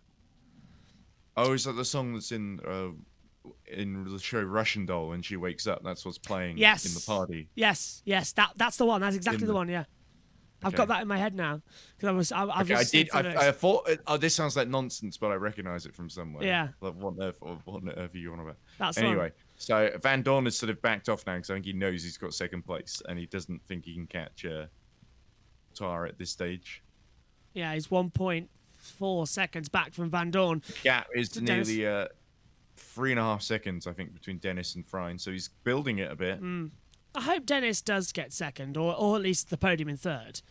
I think third is the best you can most hope for likely, now. yeah. It's all Da Costa's cleared Sims. Yep, here we go. Is this it? Oh, well, Sims touched the wall mistake again. by Sims. Whoa! Oh, yeah, he's done it again. In the stadium sector. That's fantastic. And literally, this stadium And that's sector... Degrassi, I think, back in the points as well. Or almost, Yeah, go on. because I think Tadej Kamara's still there. Evans is Evans using... uses fan boost. So that's everyone but Vandoorne hasn't used it, which is surprising. Unless he hasn't, we've missed it. Da Costa to the inside of Degrassi, down at turn 22, and a sweet move from Da Costa. Back Yeah, up Da into Costa 11th. at least giving us some entertainment here. Yes. There's Turvey all over the back of Sims now. So I wonder if Sims does have damage from that contact. Yeah, it looked like he brushed the wall, didn't he, as well? At least no one's going to be bad on energy. 1 Well, minute he did 52. because he did it yesterday. We're all expecting him to do it again, I think. I feel sorry that Sims isn't going to get any points, but still. It's been a terrible weekend. But he's leaving Formula 8 going... Where's he going? WEC. Yeah, with Corvette, isn't it? Corvette Racing. Yeah, yes, He's yeah, driving yeah. That's going to be a lot of fun. So, yeah, I don't like Dennis's penalty coming through. I think he'll just be a bit happier there as well, just because like he was open about the mental health problem. Well, not mental health, but mental well-being. I think I prefer to say, because I don't want to sound like oh, Formula is terrible or anything like that. It's more his struggles. He's sort of, because he's the sort of, I think he said it himself, I'm not the sort of person who minimizes and kind of moves on. I sort of, if I have bad performance and I don't know why, I did well on it because I desperately I'm very self-critical and I want to be better, basically, which is exactly the right attitude to have, but maybe... Oh, Vandoorne. Like 2.3. 2.3 seconds. Dennis has pulled to Vandoorne, we're being told. Go on. But the drivers that tend to succeed in this championship, I think, are a bit more kind of buoyant. This sort of like, well, today didn't go to plan, but whatever sort of attitude sometimes. Oh, look how, do you see how much wide he was going there? Really pushing Dennis to try and build that gap. Yeah, he's sliding everywhere, isn't he? 5% of energy, actually, so he's used 2% more. But in fact, Mortara's managed to save some energy, remarkably. This is going to be the penultimate lap. Next time around will be the last lap of the season. And I feel like I did back in Season 4 at the last race of the year in New York City, wasn't it? Season 4? Or did we end in Berlin? I can't remember where we ended. Season 4, I'm pretty sure, ended in New York, you're right. Where there was the team's championship went to the last day, but Verne wrapped it up the race early. Yeah, I feel like I did then when Sete Camera, 5-second time penalty, repeated change of direction at turn 1 with car 10 NATO. So Sete Camera... Oh, so that's why NATO got damaged and fell to the back then. So he's not going to get a point. Oh, for God's sake. Time's up! Well, it means the Costa will get a point, though. Yeah. Time's up! Added time over. We're about to blow the whistle and take the checkered for this Gen 2 car. I do feel like I was in New York. It's the last time we're going to see these space-age looking cars. That when we first saw them as well, everybody said, I like that. It looked different. It looked like its own purpose-built series. Everybody said it looks futuristic, and then it looks like a 60s Formula 1 car all at the same time. It's been a fantastic Formula E car. It's gone on a bit too long, hasn't it, Ed? But it is a gorgeous car, and it's so weird. I think it's had a good inning. Yeah. It can go into retirement happy. And Gen 3... and I'm excited to see how the Gen 3 goes. Because I think it's been... Because the initial renders of the Gen 3 weren't great, I think people have been overly critical about it. And I think in person, it probably looks a lot better. So I'm really excited to see next season now. But anyway, we've got Vandoorne coming through to win the championship. Yep, here we go. Stoffel, the Belgian waffle, is about to win in Formula E. He won the Formula 2 championship. Now he's going to be a Formula E world champion. Eduardo Mortara. First of all, though, gotta say, a great race for him. He'll come out. There's the start line. Eduardo Mortara for Rocket Venturi Racing will exit the last corner. Will Dennis actually make it to the line? Yes, he will. Mortara takes victory here in Seoul. A great last win. But for the first time, Stoffel Vandoorne is a Formula E world champion with second place here in Seoul, South Korea. Mercedes take back-to-back drivers and constructors championships. And it's been a long, great season, which has put Vandoorne as the champion. Yes, boys. Well deserved for Stoffel. Thank you so much, guys. Thank you so much. Ed Hunter, what a season. What a race weekend. Mr. Consistent, Stoffel Vandoorne takes the win of the championship. And I think... with only one win in Monaco, that was something special. Yeah, certainly. He just kept scoring the points when others kept tripping over themselves. You've got to feel a little bit for Mitch Evans with some of the bad luck he had this season. But Mercedes did a better job than Jaguar in the end. I think Vandoorne did everything he had to do. A world champion. This is Dario talking. Wow. I'm speechless. This is amazing. What a season it's been. Thank you, guys. Well done to you. Well done to the Mercedes EQ team. So well deserved. Okay. Stoffel Vandoorne is a world champion in FIA Regulation Series. He is the Formula E world champion. And Mercedes are the team's champions for the second year running in their last ever series. They take it. McLaren next year will take over the team with a Nissan battery pack. But Stoffel Neon McLaren. Neon McLaren, yes, Don't of course. forget who's paying the bills here with Yes. blood money. Look at that. Stoffel Vandoorne. Where's he off next year? DS Dragon. DS Dragon. DS Dragon? or is it- The worst team of DS the year. Penske? That kind of feels like when Well- Damon Hill left. Williams. Well, no, it's went more to like ours. if Damon Hill left Arrows, but Arrows got, I don't know, Ferrari or BMW engines or Oh, something okay. like that. Or Mercedes engines, maybe. Okay, it's not too bad then. It should be quite good. Well, depends. It really depends how they are operationally. We don't really know yet. But yeah, certainly it should be a big boost for the Dragons. And there we go. Everyone at Jaguar just looks exhausted after having put in all that effort, doing so well yesterday, and today they just fell short, didn't it? It was qualifying that really set them up for that failure, didn't it? Qualified 13th. Well, I don't want to say failure because I think Mitch Evans has still had a great season. Didn't make it. Verline's under investigation for not replacing the steering wheel. Well, that's just a biscuit, isn't it? As well, we'll have a season review for Formula E, of course. We'll wrap up everything that happened in the season, talk about everything that happened, and show you highlights of the races as well, from Saudi Arabia all the way to South Korea. Stopping along around the season. If it's all fine with you, I might skip the Saudi ones. Yeah, don't worry. I'll get Megan in. My idea was for whoever commented on that race, we'll talk with them. So you're in quite a bit, but you're not in you're not in Saudi Arabia. Okay. I think where we start next season, season 9, a Generation 3 car, race 101 with Gen 3. It'll be Mexico, won't it? Mexico City, yeah. It's a single race, isn't it? In February. Oh, is it early Jan? Need to take a look at this. Where's the calendar for Pretty next sure year? February. Yeah. Is the beginning of the season. So Yeah, it's sort of. I don't know why they keep calling it the 2021-22 season when there were no races in 21. I guess there was testing, but you yeah, know. I think they're changing that, for next year. I think they are I changing. hope so that, because yeah. it's just a needlessly Confusing everyone, yeah. inaccurate. There's not much that's confusing, but it's just inaccurate. It's sort of a holdover from the old days, and it's When lots it of little used things to- like that yeah. in Formula E. When Formula E actually used to go from September all the way to about June, and it actually used to be a good idea. Well, they had that. It was more. There was a longer period of time, but it was more spaced out. Mm. With Yes, less it was, races. Yeah.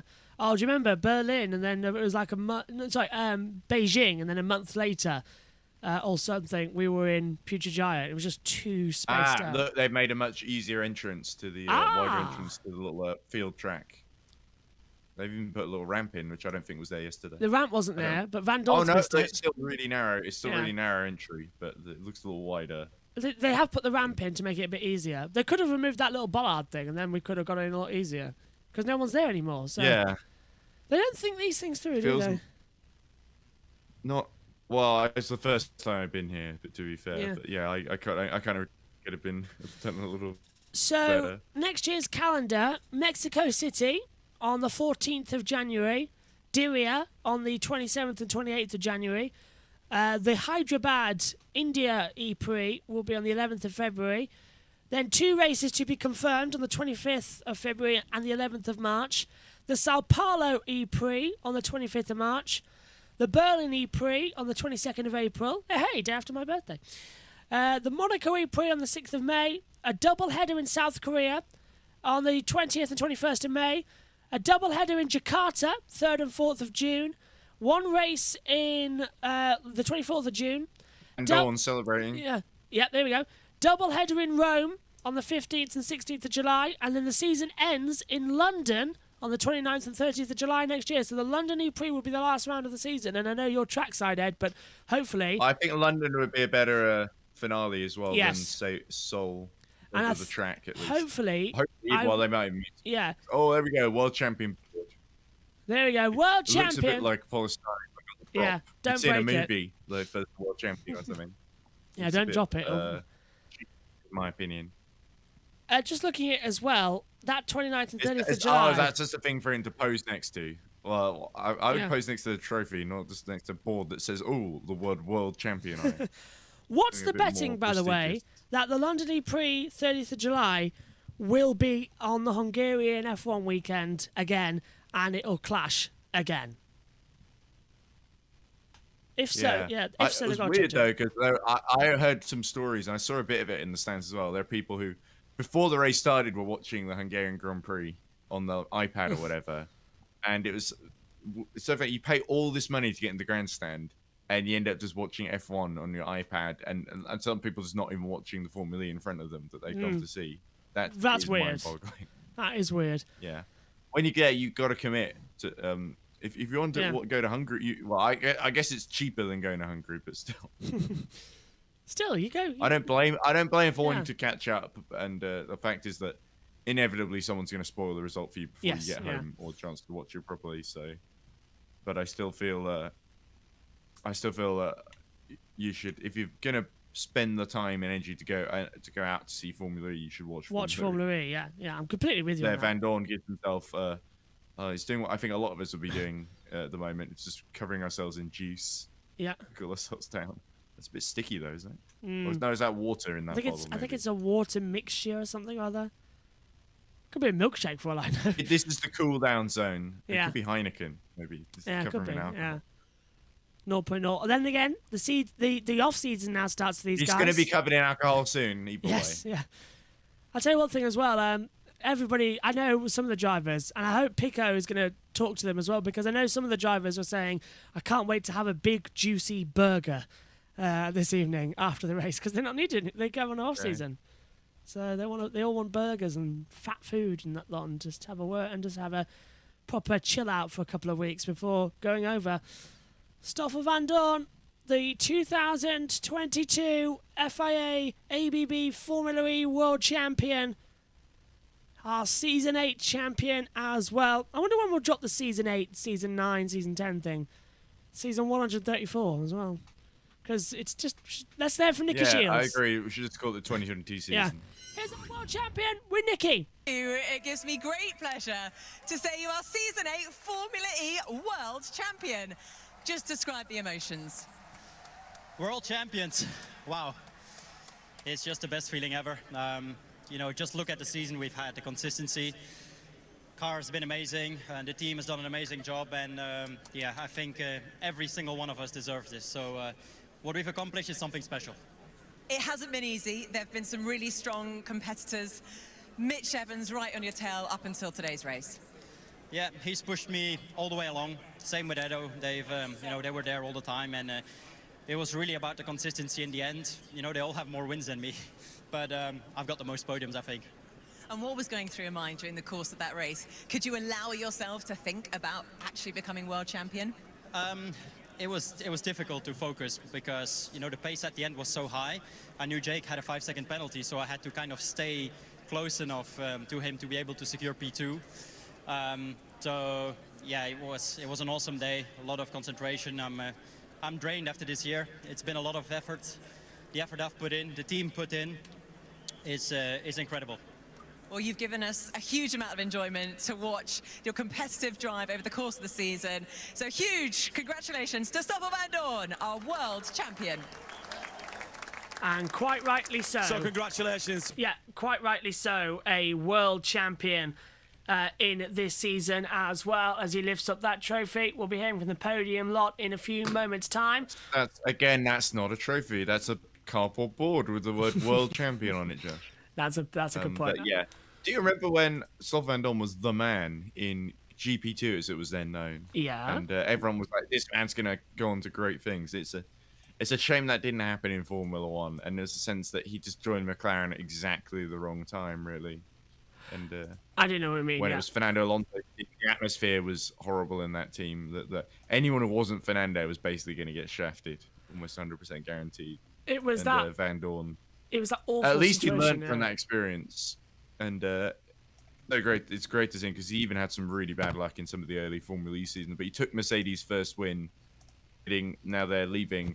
That he takes their last title, basically. Yeah. my microphone just having a few problems there as we switch over, take over the headset and put my earpieces back in so we can have a proper conversation with everyone on YouTube as well and not have to look up and down. The Little Owl says as well, Gen 1 defo won't work. Those cars are shocking as well. And they agree that it shouldn't have been a penalty for Jake Dennis as well. And the Little Owl said Stoffler's just set a new record for least wins in a title-winning season. Previous record was 2, set by De Vries, Buemi, and Piquet Jr.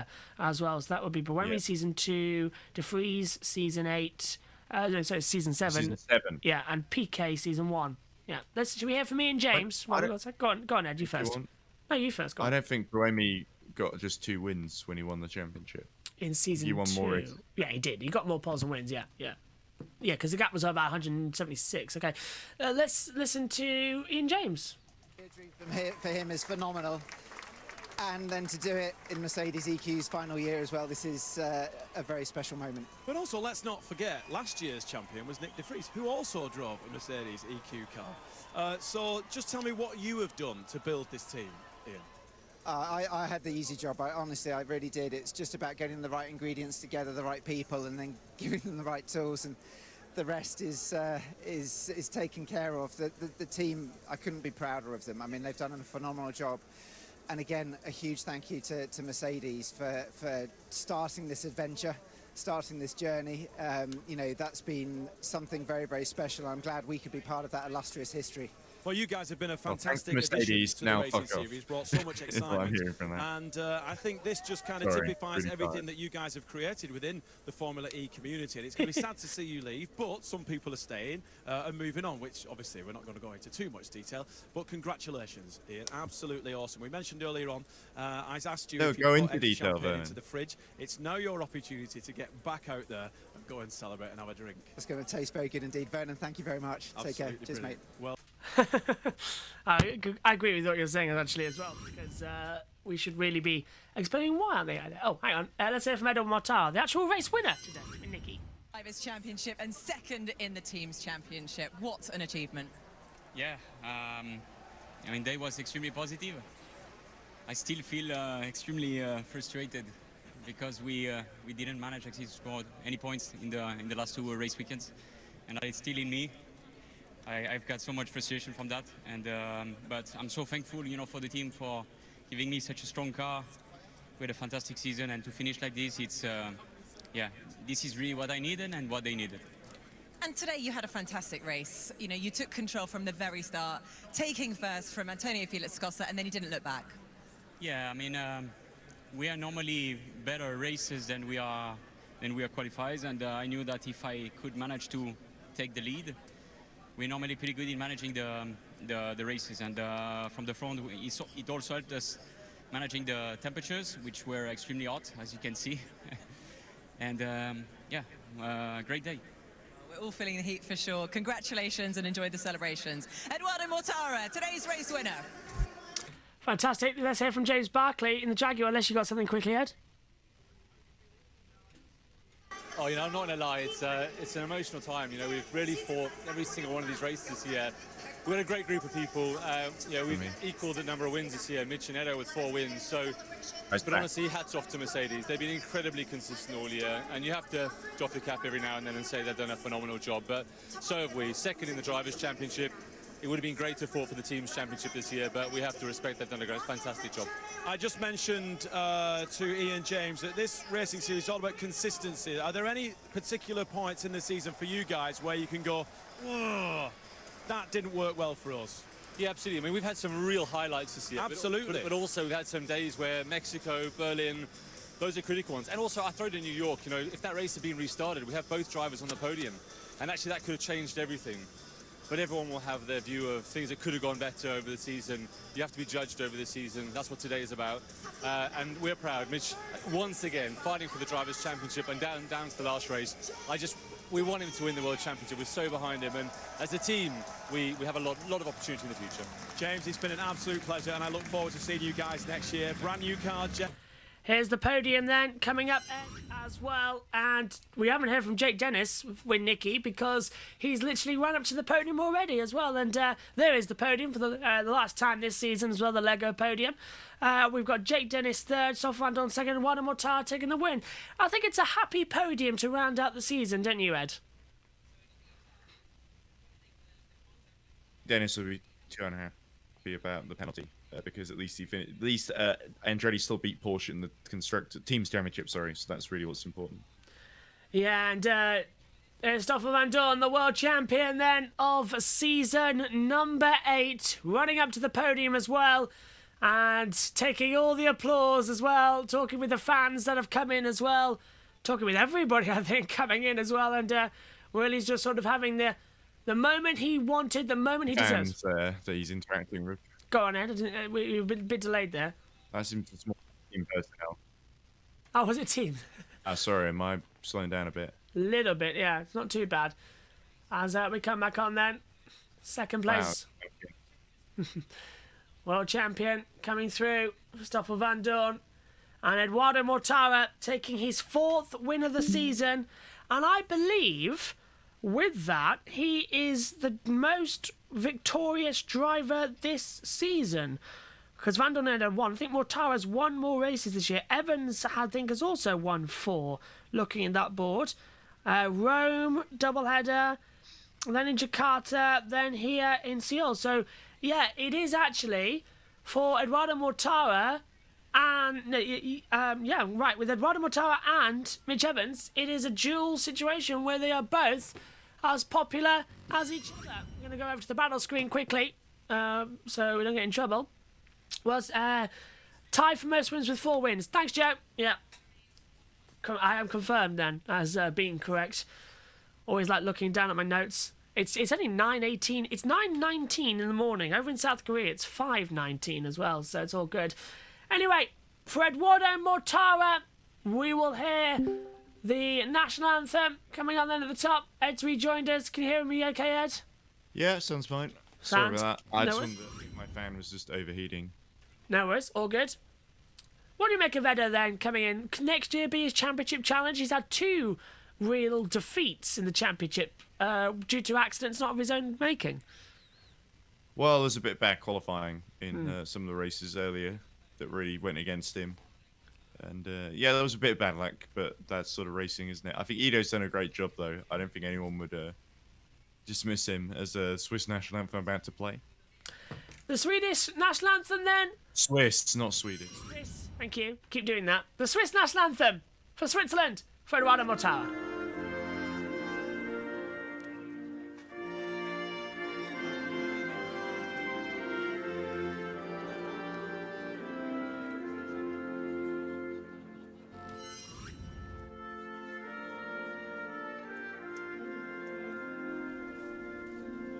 Don't hear it too much because Bohemi stopped winning, so it's basically only plays when Ido wins. That's true, yeah.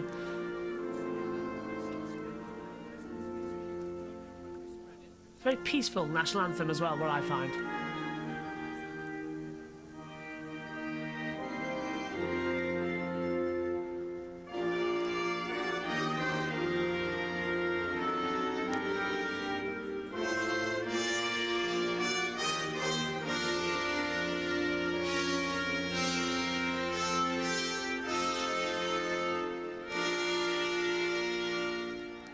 And now you can still see, despite the happiness of the victory, lying behind those. Okay, Jack's talking over me. We're about to hear the Monegasque national anthem as well. This is the final time. This is Venturi's final race for Maserati takeover. It is. And they've won it. Let's enjoy the Monegasque national anthem.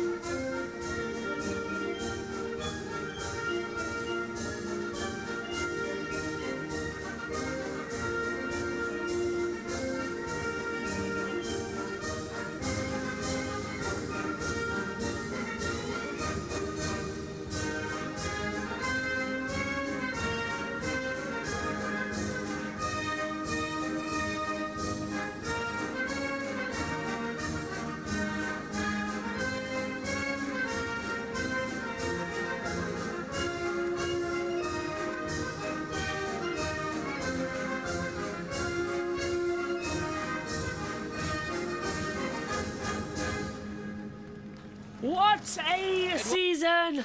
Venturi leaving one of the founding fathers, the team. They're not leaving. The team's still there. It's just they're becoming Maserati, aren't they? Oh no, I'm just saying that the name is disappearing. Yeah, the name was the founding father of the series as Channel 4 decided to go for a quick ad break. Yeah, we don't even, oh, come on. Do we not even get to see the championship lifting moment? Channel 4, you let me down there, my friend. You let me down. But anyway... Got to the ad breaks in somewhere. They didn't want Inter racing action. And I suppose the race did run long, didn't it? As well with that. They might show the trophy after. Yeah, it did. I hope they do. It's not really fair they don't. But, yeah, Venturi was one of the founding fathers in terms of the name as well of the Formula E. The team staying around but becoming Maserati for season 9 as well. So it'd be sad to see Venturi leave as well. Leonardo DiCaprio was still involved in that team, wasn't he, until just recently? He was one of the... 3 years ago, he sold his... Oh, right. He was like a... He owned a stake in the team or something, and I think he sold it. I don't remember. Jake Dennis... He didn't really have a whole lot of involvement. Yeah. It was more of a publicity sort of thing. Jake Dennis lifts up the trophy and finishes in 3rd position. Stoffel Vandoorne in 2nd place then lifts up his trophy with the fireworks behind him for 2nd place. He hasn't got the World Championship trophy yet, that beautiful golden blue infusion trophy as well. That was debuted back in season 4. And the race winner for Eduardo Mortara. Oh, you watched YouTube? Yes. As it comes to Eduardo Mortara lifts the race-winning trophy. He now ties Mitch Evans 4 wins apiece in season 8 as well. Very well done to them. Yeah, and as Joe Samioka says, such a cheery national anthem as well. I think the Monegasque one you're on about. The usual driver selfie before the separate podium ceremony for the Teams Championship and the Drivers Championship kicks in. Maybe that's what Channel 4 up to. But the selfie done. The champagne, I think, should be coming. Can they spray it? No, they can't spray the champagne, I don't think. Oh, no, now they can.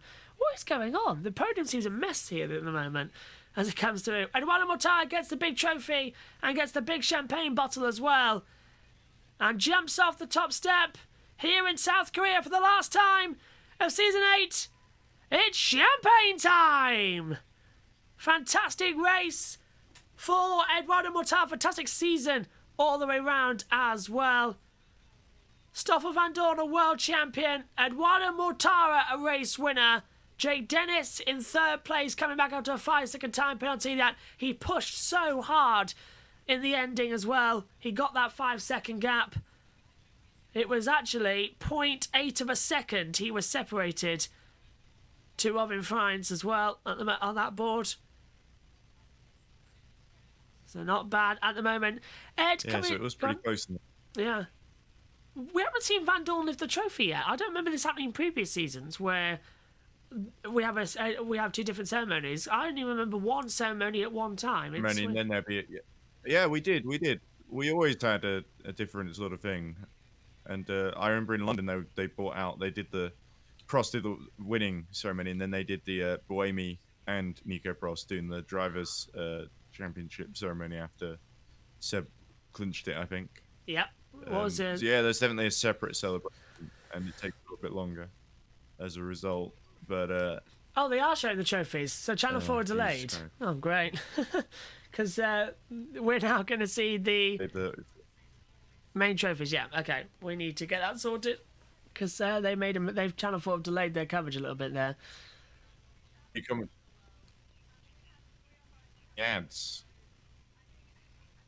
do because they need to make money, and they are still profitable as well. But again, the government wants to privatise them and sell them off to the highest bidder. Probably some mate of theirs like Rupert Murdoch. I don't know. Should be a shame.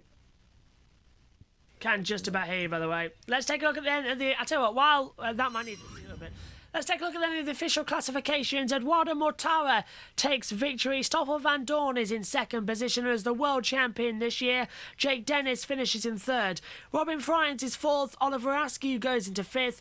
Jean-Eric Verne is 6th. Mitch Evans 7th. Nick Cassidy 8th with the fastest lap as well, a 1:22.401. Buemi is 9th. And Antonio Felix da Costa rounds out the top 10 of the World Championship points. Lucas de Grassi is 11th. Alexander Sims is 12th. Sergio Sete Camara is 13th. Norman Nater Ito is 14th. Oliver Turvey 15th. Brilliant race from Sacha Frantres as well in his first ever race in 16th position. Maximilian Gunther 17th. Nick de Vries is 18th. Pascal Wehrlein is 19th. Dan Tinctum 20th. Andre Lotterer 21st. And Oliver Rowland in 22nd place. Everyone from Gunther down. So Gunther, de Vries, Wehrlein, Tinctum, Rowland and Lotterer all retired from the race. In terms of the Drivers' Championship, Stoffel Vandoorne takes the championship on 213 points to Mitch Evans on 180. Eduardo Mortara has 169. He moves up to third place in the standings. Jean-Eric Verne drops to fourth.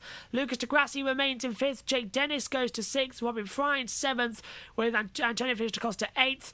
Nick de Vries ninth, and Pascal Wehrlein down into 10th place as well. Nick Cassidy moves up into 11th on the first page of the trophy as well. Andre Lotterer stays in 12th. Bird 13th, not racing of course. Roland 14th. Buemi moves up to 15th ahead of Oliver Askew, who jumps ahead of Sims as well. Go on, Ed. I see you were ready to say something. The season for Jake Dennis to get up to 6th there, because he was 10th, 11th, 12th sort of for most of the year, and the sort of last 2 weekends the doubleheaders have really gone his way, so that's great to see. And sets him up well for next season. I think Channel 4 have just signed off their coverage, actually. So I hope there is a separate, because we haven't even seen the world champion lifting his trophy. If that does actually still happen here, because they might have moved it to getting it later on in the year. I just want to go eat some breakfast. Ed, if you want to dive out, I'll let you dive out. I kind of don't really care. If you want to dive out, Ed, I'll ask you one question. I'm sorry, I don't want my laptop overheating as well. Right, Ed, I'll let you dive off then. One question to you, Ed, just quick before you go. Moment of the season.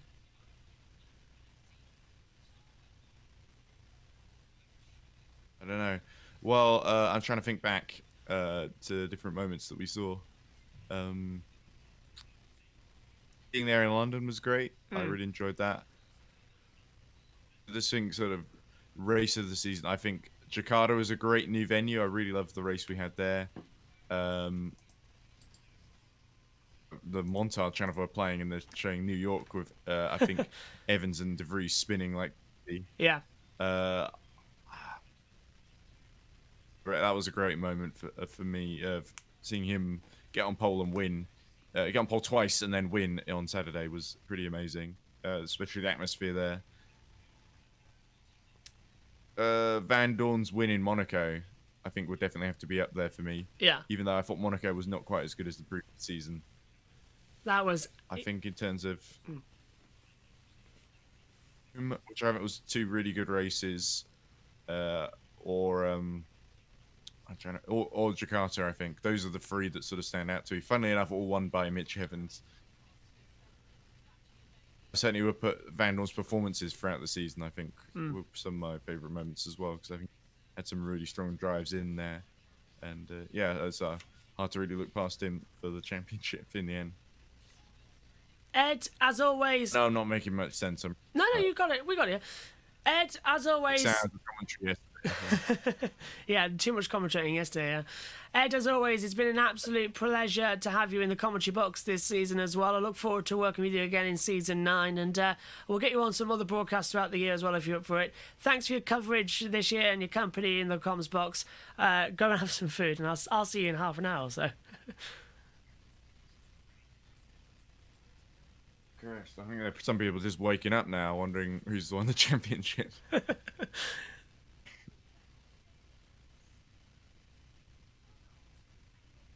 Absolutely. Bye, Ed. See you later.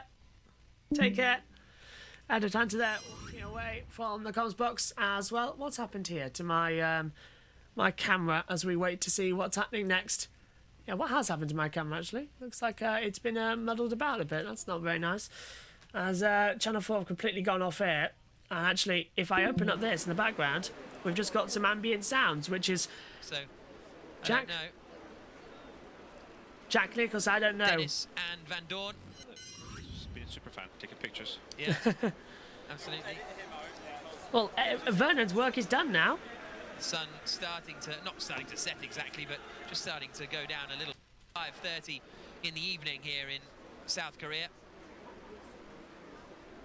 Are we having Vandoorne's moment as the champion? Wait around for the championship podium that'll be getting underway in a few moments' time to celebrate those top 3. Here we go now, actually.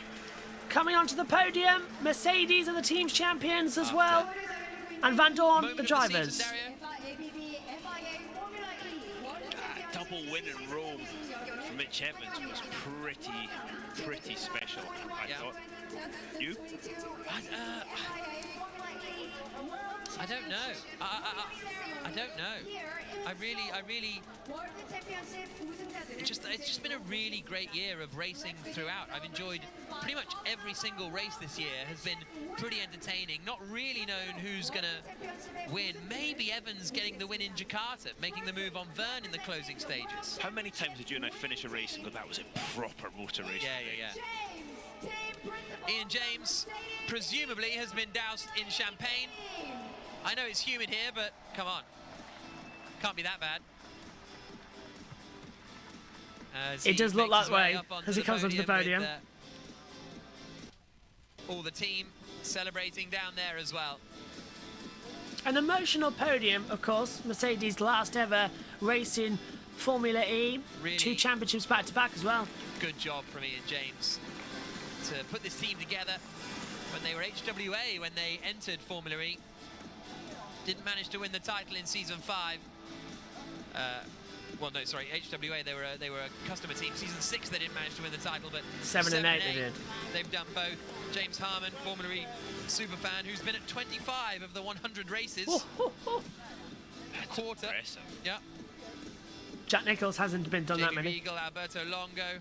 Jack's in the 90s, Paul I Laird, reckon. Illusion in from ABB. He missed a lot in season 3, didn't he? And Alejandro Agag. Mercedes then with the champions was just adjusting the belt there as well. Down there. Third place on the podium. Eduardo Mortara. Yeah, and if you're wondering why Mortara's now going back onto the podium, this is the World Championship podium.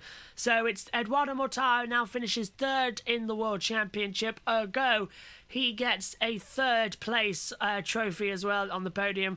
2nd place will be Mitch Evans. So at least Mitch gets on the podium at some point this year as well. And Stoffel Vandoorne, the world champion, takes P number 1 on the board as well. Another great race. Joe Samiego is saying as well in the YouTube chat, so Evans' sweep of Rome turned his season around and put up a fight for the championship. Is that your moment of the season, Joe? Yeah, I think I completely agree. My moment of the season, I think, actually might be Jakarta. The whole race in Jakarta. That was fantastic racing as well. And New York race 1 and 2 was fantastic as well. Monaco, as always, put on a belter. But I think Jakarta was a race that I was like, what is going on? Debut in a new country, and it was absolutely fantastic. Mitch Evans coming onto the podium now to finish in 2nd place then for the Constructors' Champion... for the Drivers' Championship as well, I should say. And taking it a long way up. Jack?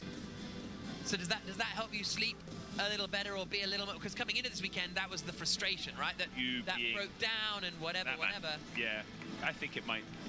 Yeah. Because even if he gave him those points for the 4th place finish in London that was taken away, I don't think he would. I still think he wouldn't be the champion. You know what? I think I appreciate hearing that tonight. Okay. I really do, because I think that would certainly make me feel a lot better. He's done a great job. He's won a quarter of the races when you actually look at it. 4 wins for Mitch Evans, 4 wins for Eduardo Mortara. So the 2 people who are 2nd and 3rd are level on race wins this year, but it's Stoffel Vandoorne with only 1 victory in Monaco who's managed to take the championship, and he's done that by being consistent as well across the season, always picking up the points. I think Mexico was the only round of the championship he didn't score any points in. Yeah, DNF in Mexico put him as the only race he didn't score points. So 15 of the 16 racings having points-paying positions. It is just unbelievable. And with it, as well, Stoffel Vandoorne, the 30-year-old from Belgium, is the 2022 FIA ABB Formula E World Champion in style. Joe Samiego then says 3 drivers with 10 wins, but they combined for 13 non-points score finishes. Consistency was always key this season as well, yeah. And Vandoorne did it. I'm trying to see who else has tried at least to maybe score points every race, and I don't think there is anybody who has scored points in every single race. Because, no, they haven't. So only one win came at the Principality. Did Stoffel Vandoorne for Monaco. That was a great race. The champagne. I want the big champagne coming on shortly as well. As I think we might hear the Belgium national anthem. Because it's 3-2-1 and then the world... Well, it's the Team's Trophy, the second place of the championship, the third place of the championship, and then the World Drivers' Championship getting put on there as well. It will be the top step of the podium for Stoffel Vandoorne.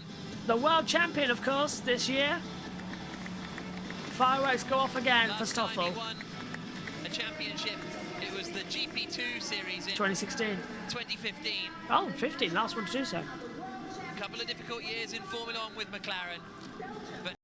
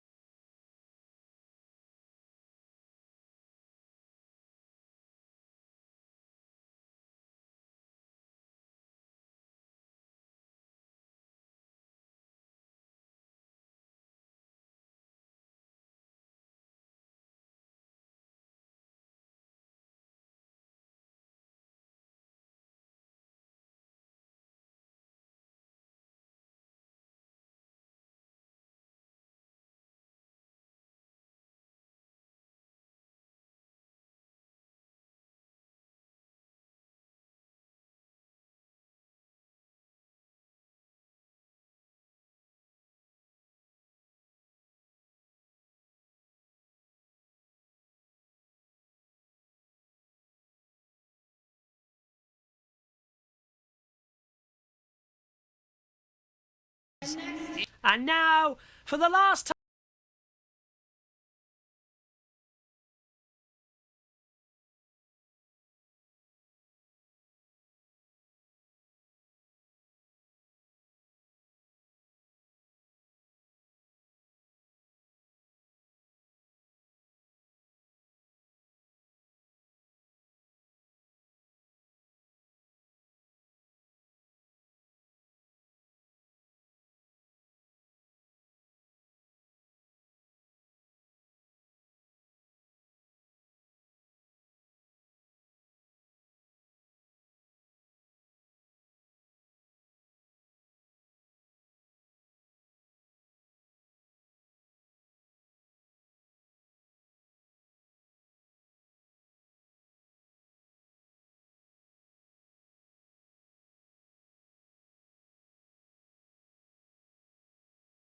of Season 8 of ABBFA Formula E, and with it have taken an absolutely fantastic double championship. Only DS Cheetah have done that. Audi did it as well. Thinking about it, actually no, Audi only won one, DS Cheetah won the other, yeah. Ian James from Mercedes lifts up the trophy. Mercedes leave Formula E as reigning champions. And I'll be sad to see them go as well. The third place in the championship, today's race winner, Eduardo Mortara, was kicked out after a bad qualifying on Saturday, I should say. And that was his championship done and dusted. Couldn't do anything else. Second place for Mitch Evans. Brought the gap down to 19 points coming into today's race. Then it got extended to 21 after the qualifying, and then it just fell away with a 13th place start. Mitch Evans fought his way back up into 7th after starting 13th. But nobody could stop Stoffel, the Belgian waffle, as it starts to rain here in South Korea about 41 minutes after the end of the race. It has started to rain. 7 champions in 8 seasons of Formula E. Stoffel Vandoorne is the 2022 Formula E World Champion as he lifts up that trophy. Only Jean-Eric Vergne is a double champion. We've had so many different winners across the year. Nelson Piquet, then it was Sebastian Buemi, Lucas de Grassi, Jean-Eric Vergne did the double, Antonio Felix da Costa, then it was Nick de Vries. Now in Season 8, It's Stoffel Vandoorne, the champion selfie, as the rain starts to fall. But when the lightning strikes, Formula E stands together. Another World Championship over and done with, as it's champagne time on the podium. And the party and the end of season party can now begin as well. The drivers can finally go and have that fatty food they've been dreaming of throughout the last couple of nights. The big bottle of about 500 quid's worth of Moet champagne gets sprayed. It's time to celebrate the championship. Mitch Evans is second and Wayne Mortara third, but the world champion Stoffel Vandoorne driving next year for Dragon, with DS as well joining them, getting a fantastic powertrain. What a championship. What a season. And that is us done here on YouTube for ABB-FRA Formula E in 2022. We next return in the 13th of January. You can join us for all the action from the Mexico City ePrix as well. We'll be having a review show as well of this incredible season, and we'll have loads of action to bring you because next season is going to be bigger and better than ever. It's going to be fantastic. Race 101 will be with Generation 3. But what a season we've had, because it has literally been from 10 countries, 16 races, 25 different drivers.